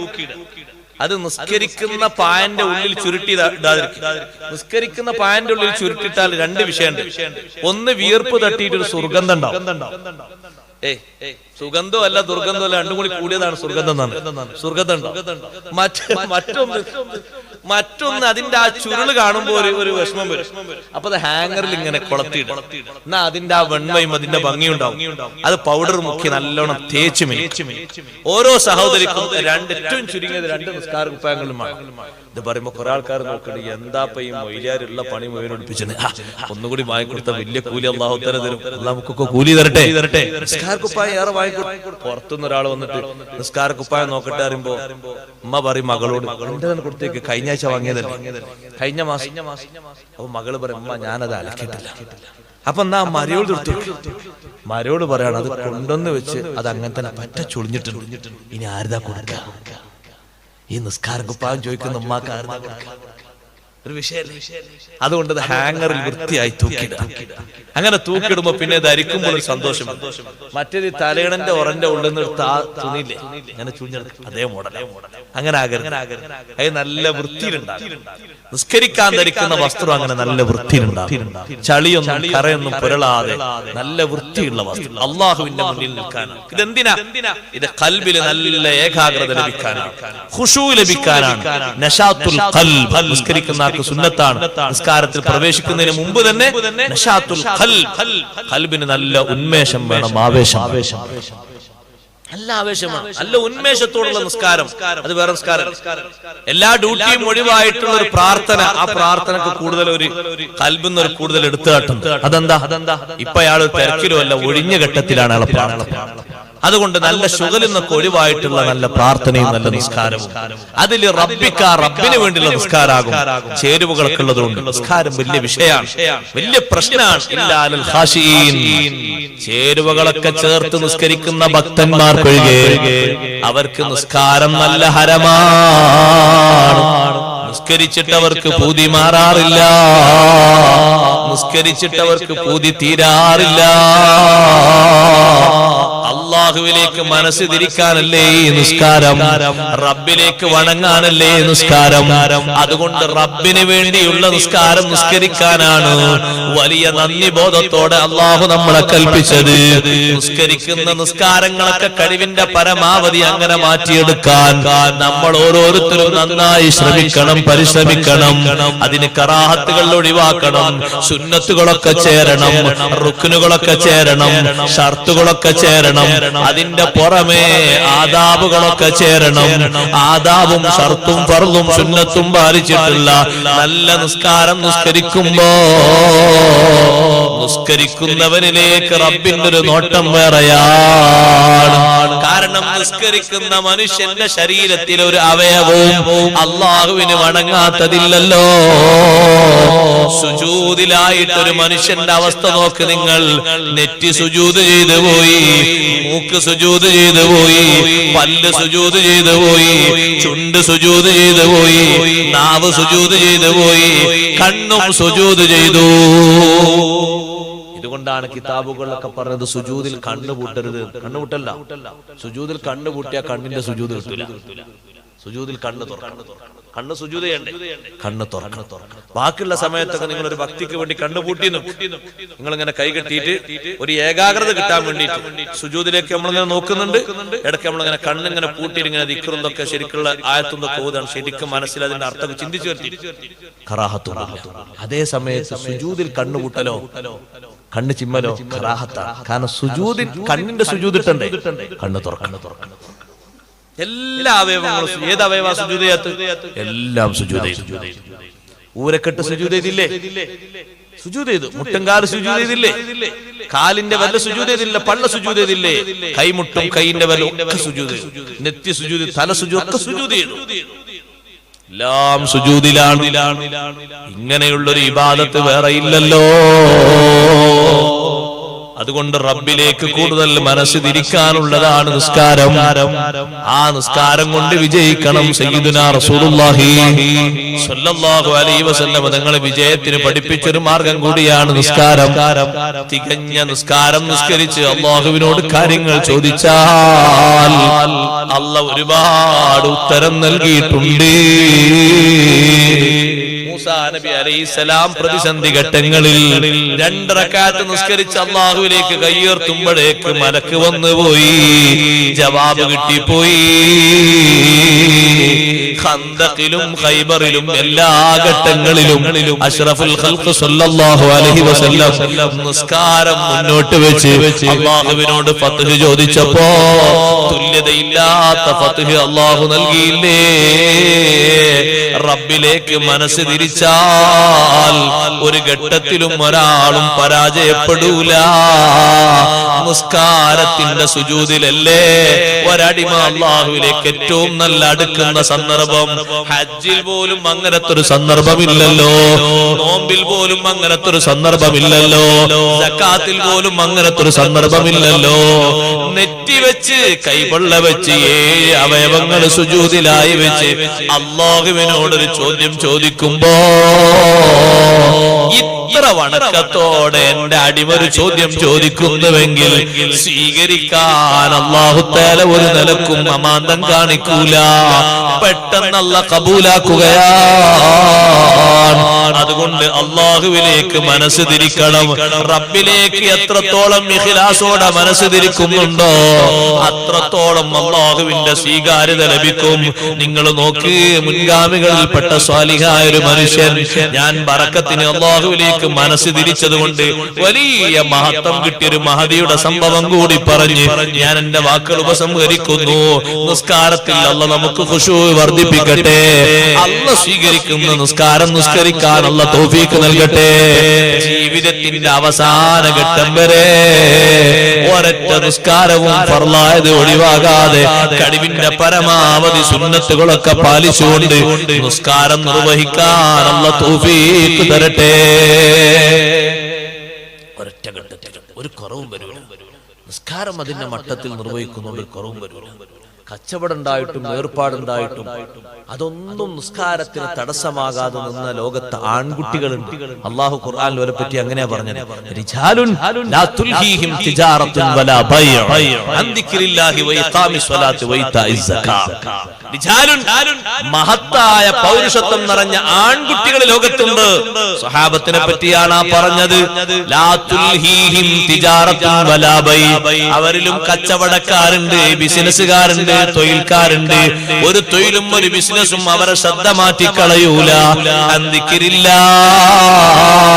അല്ലാഹുവിനെ ഓർക്കുന്നതിൽ നിന്ന് അവരെ മാറ്റിക്കളയൂല. നിസ്കാരം നിലനിർത്തുന്നതിൽ നിന്ന് ശ്രദ്ധ മാറ്റിക്കളയൂല. സകാത്ത് കൊടുക്കുന്നതിൽ നിന്നും ശ്രദ്ധ മാറ്റിക്കളയൂല. ഏത് ഏർപ്പാടുണ്ടെങ്കിലും നിസ്കാരം ഒഴിവാക്കുന്ന ഒരു ഏർപ്പാടില്ല. നിസ്കാരവും സകാത്തും ഒഴിവാക്കുന്ന ഒരു ബിസിനസ് ഇല്ല. എന്തേ സ്വഹാബത്തിന് അങ്ങനെ പ്രേരിപ്പിക്കാൻ കാരണം? യഖാഫൂന യൗമൻ തതഖല്ലബു ഫീഹിൽ ഖുലൂബു വൽ അബ്സാർ. നമുക്ക് പേടി നാളത്തെ ജീവിതത്തെ കുറിച്ച്. ദുനിയാവിലെ നാളത്തെ ജീവിതം ഇന്നത് നഷ്ടമാകുമോ, ഇന്നത് കുറഞ്ഞു പോകുമോ, അടുത്ത കൊല്ലം കുറയുമോ, പിറ്റത്തെ കൊല്ലം കുറയുമോ എന്നല്ലേ. യഖാഫൂന യൗമാ, ഈ ആൺകുട്ടികൾ പേടിക്കുന്നത് ദിനത്തെയാണ്. തതഖല്ലബു ഫീഹിൽ ഖുലൂബു വൽ അബ്സാർ. കണ്ണും കൽബും മാറി മറിയുന്ന ഒരു ദിവസം വരാറുണ്ട്. കൽബിന് പരിഭ്രമമാണ്, കണ്ണിനോ ബേജാറ് കൊണ്ട് മേലോട്ട് മറിഞ്ഞുപോയി. ഇന്ന് നോക്കുന്നത് ലെവലിലാണ്, തായോട്ടാണ്. അന്ന് നോക്കുന്നത് മേലോട്ടാണ്. തായോട്ട് നോക്കുന്നവർ പരിമിതമാണ്. അങ്ങനെ ഒരു ഭയാനക ദിവസം വരാറുണ്ട്. അന്ന് ഞാനും ഒത്തുകൂടേണ്ടവരാണ്, നിങ്ങളും ഒരുമിച്ച് കൂടേണ്ടവരാണ്. ഒരാളും ഒഴിവില്ലല്ലോ. ഈ പരലോകം പേടിച്ചിട്ടാണ് കച്ചവടത്തിനിടയിൽ ഷട്ടർ താത്തിയിട്ട് അവർ നിസ്കരിക്കാൻ വന്നത്. അതേ മദീനയിലും മക്കയിലും മുത്തവ്വമാരാ സമ്പ്രദായം നിലനിർത്തിയിട്ട് അസ്വലാ അസ്വലാ അസ്വലാ ഈ അനൗൺസ്മെന്റ് അന്ന് വന്നതാണ്. ജമാഅത്ത് നടക്കുമ്പോ മദീനത്തെ മാർക്കറ്റ് മുഴുവനും കാലിയായി. ഒക്കെ പള്ളിയിലെത്തിപ്പോയി. ഒരു കച്ചവടക്കാരനെയും കാണാനൊക്കൂല, ഒരു ബിസിനസ്സുകാരനെയും തെരഞ്ഞാ കിട്ടൂല.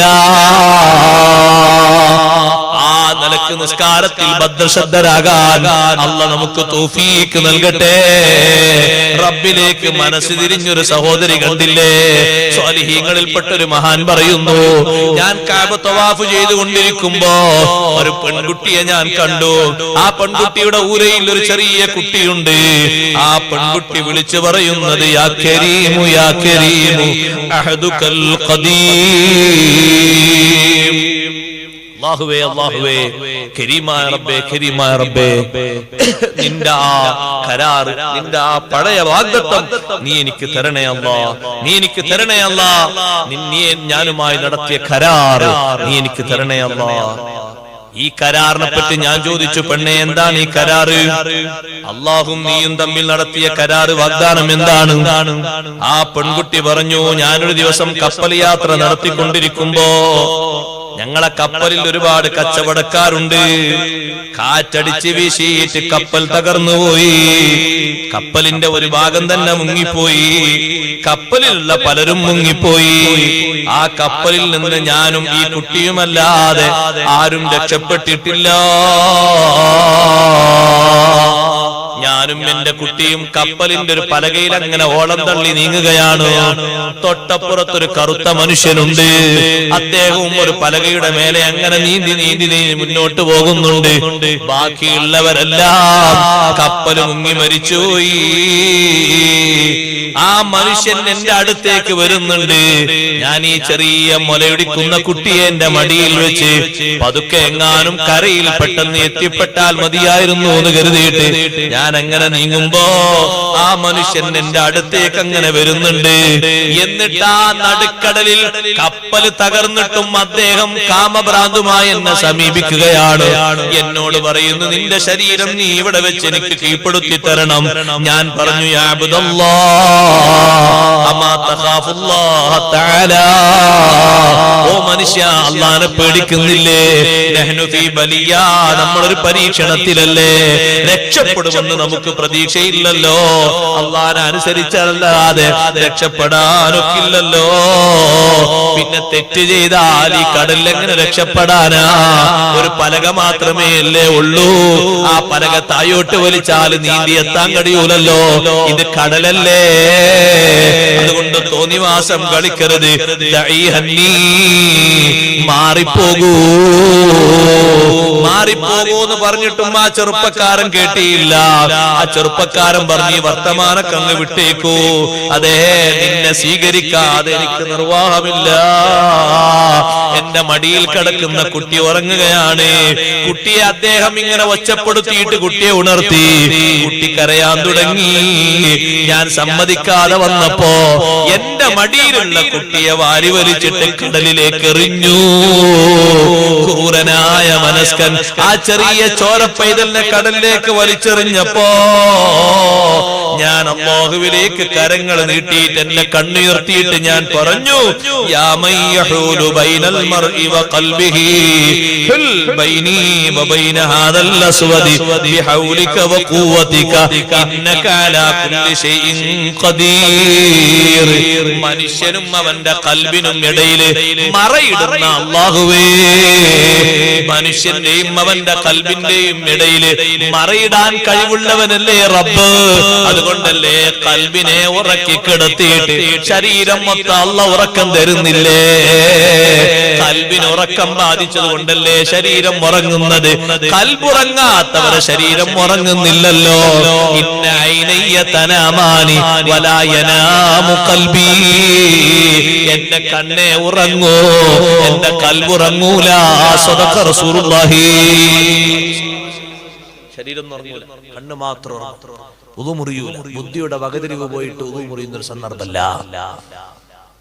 നമ്മൾ കട്ടിൽ കണ്ടാൽ തന്നെ ഉദു മുറിഞ്ഞു കിടക്കണമെന്നില്ല. നമ്മളെ ഹാലങ്ങളല്ല. മനുഷ്യനും അവന്റെ ഖൽബിനിടയിൽ അല്ലാഹു മറയിടുകയാണ്. ഈ മറയിടാൻ കഴിവുന്ന റബ്ബേ, എനിക്കും ഈ മനുഷ്യനിടയിൽ നീ മറയിട്ടേക്കണം. അയാൾ എന്റെ അടുത്തേക്ക് നീ വരുത്തരുത്.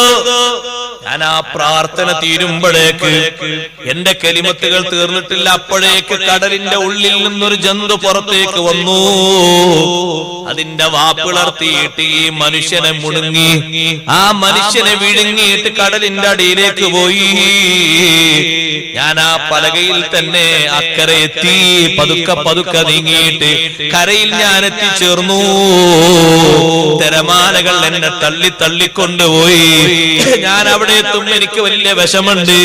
കാരണം ചെറിയ മുല കുടിക്കുന്ന ഒരു കുട്ടി എന്റെ മടിയിലുണ്ടായിരുന്നല്ലോ. ഈ മനുഷ്യനല്ലേ, ഈ ക്രുദ്ധനായ മനുഷ്യനല്ലേ തന്റെ കാമകേളിക്ക് വേണ്ടി, ഭ്രാന്തിന് വേണ്ടി ആ കുട്ടിയോടൊരു വാത്സല്യം പോലും തോന്നാതെ അതിനെ വിട്ടിട്ട് കടലിലേക്ക് വലിച്ചെറിഞ്ഞില്ലേ ആ മനുഷ്യൻ. ആ മനുഷ്യനെ കടലിന്റെ അടിയിൽ നിന്നൊരു മൃഗം കൊണ്ടുപോയല്ലോ.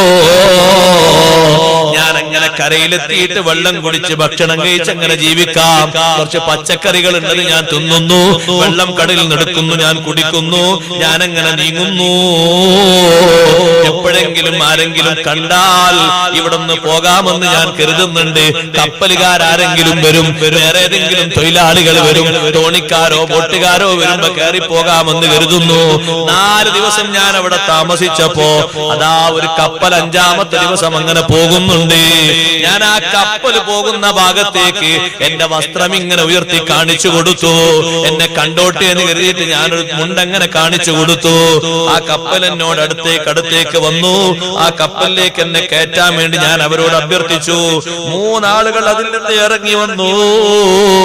അവരെന്നെയും കൊണ്ട് നീന്തിപ്പോയി. ആ കപ്പലിന്റെ അടുത്തെത്തി എന്നെ കപ്പലിന്റെ ഉള്ളിൽ കയറ്റി. മനസ്സറിഞ്ഞിട്ട് അള്ളാഹുവോട് നടത്തിയൊരു പ്രാർത്ഥന നിങ്ങൾ കേട്ടില്ലേ? മനുഷ്യനും കൽബിനും ഇടയിൽ മറയിടുന്ന അള്ളാഹുവേ, ഒരു വിളി അങ്ങ് വിളിച്ചു. ഈ കറുത്ത മനുഷ്യന്റെയും എനിക്കും ഇടയിൽ നീ മറയിട്ട് തരണം. ഇന്നക അലാ കുല്ലി ഷൈഇൻ ഖദീർ. എല്ലാറ്റിനും കഴിവുള്ള ആളല്ലേ അല്ലാഹ്, ഞാനത് വിശ്വസിക്കുന്ന ആളല്ലേ, നീ എനിക്ക് തരണം. കപ്പലിന്റെ ഉള്ളിൽ ഞാൻ എത്തി നോക്കുമ്പോ ആ പെണ്ണ് പറയാണ്, അത്ഭുതം, ആ മനുഷ്യൻ കടലിലേക്ക് വലിച്ചെറിഞ്ഞ എന്റെ കുട്ടി കപ്പലിൽ ഒരാളെ മടിയിലിരിക്കുന്നതാണ് ഞാൻ കണ്ടത്. എനിക്ക് നിയന്ത്രണം വിട്ടുപോയി. ഞാൻ ആ കുട്ടിയുടെ ഒരു കണ്ണിന്റെ ഭാഗത്തും ചുംബനം നടത്തി. ഞാൻ ആ കുട്ടിയുടെ നെറ്റിയിൽ ചുംബനം നടത്തി. ആ കുട്ടിയുടെ ശരീരത്തിൽ ഞാൻ അങ്ങനെ തൊട്ട് എനിക്ക് വല്ലാത്തൊരു സന്തോഷം വന്നിട്ട് ഞാൻ പറഞ്ഞു, വല്ലാഹി വലദീ വഖിത്അതും മിൻ കബിദി. ഇതെന്റെ കുട്ടിയാണല്ലോ, എന്റെ ഹൃദയത്തിന്റെ ഭാഗമാണല്ലോ. കപ്പലുകാർ മുഴുവനും എന്നോട് ചോദിച്ചു, മജ്നൂനത്തുൻ അൻതി, നീ പൊട്ടത്തിയാണോ, നീ ഭ്രാന്തത്തിയാണോ, ബുദ്ധിക്ക് വല്ല തകരാറുണ്ടോ? ഞാൻ അവരോട് പറഞ്ഞു, ഞാനൊരു ഭ്രാന്തത്തിയോ അല്ല, ഞാൻ ബുദ്ധിക്ക് ഭ്രമം സംഭവിച്ച ആളുമല്ല. എന്റെ വിഷയത്തിൽ നിന്ന് നേരത്തെ ഉണ്ടായ സംഭവങ്ങളൊക്കെ, നേരത്തെ ഒരു കപ്പൽ മുങ്ങിയതും ആ കപ്പലിൽ നിന്നൊരു പലകയിൽ ഞാനും എന്റെ കുട്ടിയും രക്ഷപ്പെട്ടതും, മറ്റൊരു മനുഷ്യൻ അവിടെ വന്ന് എന്നെ പ്രണയിക്കാനും എന്നെ വശീകരിക്കാനും നോക്കിയതും സംഭവങ്ങളൊക്കെ ഞാൻ വിശദീകരിച്ചു കൊടുത്തപ്പോ അവരെല്ലാവരും തലതാഴ്ത്തി എന്റെ താഴെ ഇരുന്നു പോയി. അവരെന്നോട് പറഞ്ഞു, പെണ്ണേ, നീ പറഞ്ഞത് വല്ലാതെ അത്ഭുതപ്പെടുത്തുന്ന ഒരു കാര്യമാണല്ലോ. ഞങ്ങൾ കണ്ടൊരു അത്ഭുതം ഞങ്ങളും നിനക്ക് പറഞ്ഞു തരട്ടെ. ഞങ്ങൾ ഈ കപ്പലിൽ സഞ്ചരിച്ചു കൊണ്ടിരിക്കുമ്പോ നല്ല സുഗന്ധമുള്ളൊരു കാറ്റ് ഞങ്ങളെ കപ്പലിലേക്ക് അടിച്ച് വീശി. അപ്പൊ ഞങ്ങൾ പുറത്ത് നോക്കുമ്പോ വലിയൊരു മൃഗമുണ്ട് പുറത്ത്. ആ മൃഗം ഞങ്ങളെ കപ്പലിനതാ വലങ്ങിട്ടിരിക്കുന്നു. ആ മൃഗത്തെ ഭേദിക്കാതെ കപ്പൽ മുന്നോട്ട് പോകാൻ കഴിയില്ല. മൃഗം കപ്പലിന് വിലങ്ങിട്ടിരിക്കും. ആ സമയത്ത് നോക്കുന്ന സമയത്ത് ഞങ്ങളെ മുന്നിൽ വന്ന് നിൽക്കുന്ന ആ മൃഗത്തിന്റെ പുറം ഭാഗത്തിരിക്കുന്നുണ്ട് ഈ കുട്ടി. മൃഗം അങ്ങനെ പൊന്തി നിൽക്കാണ് കടലിൽ. ആ മൃഗത്തിന്റെ പുറം ഭാഗത്ത് ഈ കുട്ടിയിരിക്കുന്നുണ്ട്. ഒരാൾ അവിടുന്ന് വിളിച്ചു പറയുന്നുണ്ട്, ഇല്ലം തഖുദൂ ഹാദ ത്വിഫ്ല മിൻ ദഹരിഹാ. വിളിച്ചു പറയുന്ന ആളെന്നും ഞങ്ങൾ കാണുന്നില്ല, ശബ്ദം കേൾക്കുന്നുണ്ട്. മൃഗത്തിന്റെ പുറത്തിരിക്കുന്ന കുട്ടിയെ നിങ്ങൾ സ്വീകരിക്കുന്നില്ലെങ്കിൽ നിങ്ങളുടെ കാര്യം കഷ്ടം തന്നെ, നിങ്ങൾ മൊത്തം നശിച്ചു പോകും. ഞങ്ങളെ കൂട്ടത്തിൽ നിന്നൊരാൾ ഇറങ്ങിപ്പോയി, എന്നിട്ട് നീന്തിപ്പോയിട്ട് ആ കുട്ടിയെ സ്വീകരിച്ചു. പുറത്തിരുത്തിയിട്ട് വെള്ളത്തിലൊന്നും തൊടാതെ ആ കുട്ടി ഇങ്ങോട്ട് കപ്പലിലേക്ക് കൊണ്ടുവന്നു. കപ്പലിൽ അദ്ദേഹം കുട്ടിയുമായി എത്തിയപ്പോൾ പൊന്തി വന്നിരുന്ന മൃഗം തായോട്ട് പോയി. ഞങ്ങൾക്ക് വല്ലാതെ അതിശയമുണ്ട്. ഈ പെണ്ണിനോട് പറഞ്ഞു, നിന്റെ സംഭവം ശരിയാണ്, നിന്റെ കുട്ടിയാണിത്. ആ കുട്ടിയെ അള്ളാഹു ഞങ്ങളിലേക്ക് എത്തിച്ചതാണ്. ഒരൊറ്റ ദുആ കൊണ്ട്, മനസ്സറിഞ്ഞൊരു ദുആ കൊണ്ട് യജമാനനായ റബ്ബ് കൊടുത്തത് നോക്കൂ സഹോദരങ്ങളെ. അള്ളാഹുവിലേക്ക് മനസ്സ് തിരിക്കണം, റബ്ബിലേക്ക് മനസ്സറിഞ്ഞ് ചോദിക്കണം. കിട്ടിയെങ്കിൽ കിട്ടട്ടെ എന്നുള്ള ചോദ്യം പോരാ, മനസ്സ് തുറന്ന് ഇഖ്ലാസോടെ ചോദിക്കണം. തരുന്നവനാണ് യജമാനനായ റബ്ബ്. കൊടുത്ത് കൊടുത്ത് കൊടുത്ത് ഒരു മടുപ്പുമില്ലാത്ത ഔദാര്യവാനാണ്. രണ്ട് സംഭവവും കേട്ടപ്പോ എന്ത് സംഭവിച്ചു? ആ കപ്പലിൽ തെറ്റ് ചെയ്ത് ജീവിച്ചിരുന്ന ആളുകൾ മുഴുവനും ആ പെണ്ണിന്റെ മുൻപാകെ വന്നിട്ട് തൗബ ചെയ്തു. അവര് പറഞ്ഞു, ഈ സംഭവം ഞങ്ങൾക്ക് വലിയ തെളിവാണ്. കാരണം ഞങ്ങൾ ഇത്രയും കാലം മാസിയത്തുമായി, അനാവശ്യവുമായി ബന്ധപ്പെട്ട് ജീവിച്ചവരാണ്. തെറ്റ് ചെയ്തിട്ട് കടലിന്റെ അടിയിൽ വെച്ചും തെറ്റ് ചെയ്യാൻ ശ്രമിച്ച ആളെ ഈ രൂപത്തിൽ അല്ലാഹു തആല പരീക്ഷിച്ചെങ്കിൽ, തെറ്റിൽ നിന്ന് തടഞ്ഞ നിന്നെ ഒരു വിഷമവും ഏൽക്കാതെ നഷ്ടപ്പെട്ടു പോയി എന്ന് കരുതിയ കുട്ടിയെ പോലും തിരിച്ചു തന്നിട്ട് അല്ലാഹു നിന്നെ ബഹുമാനിച്ചെങ്കിൽ ഇനി ഞങ്ങൾ തെറ്റ് ചെയ്യൂല. ഞങ്ങൾ അല്ലാഹുവിലേക്ക് മനസ്സ് തിരിച്ചു, ശരീരവും തിരിച്ചു, നന്നാകാൻ തീരുമാനിച്ചു.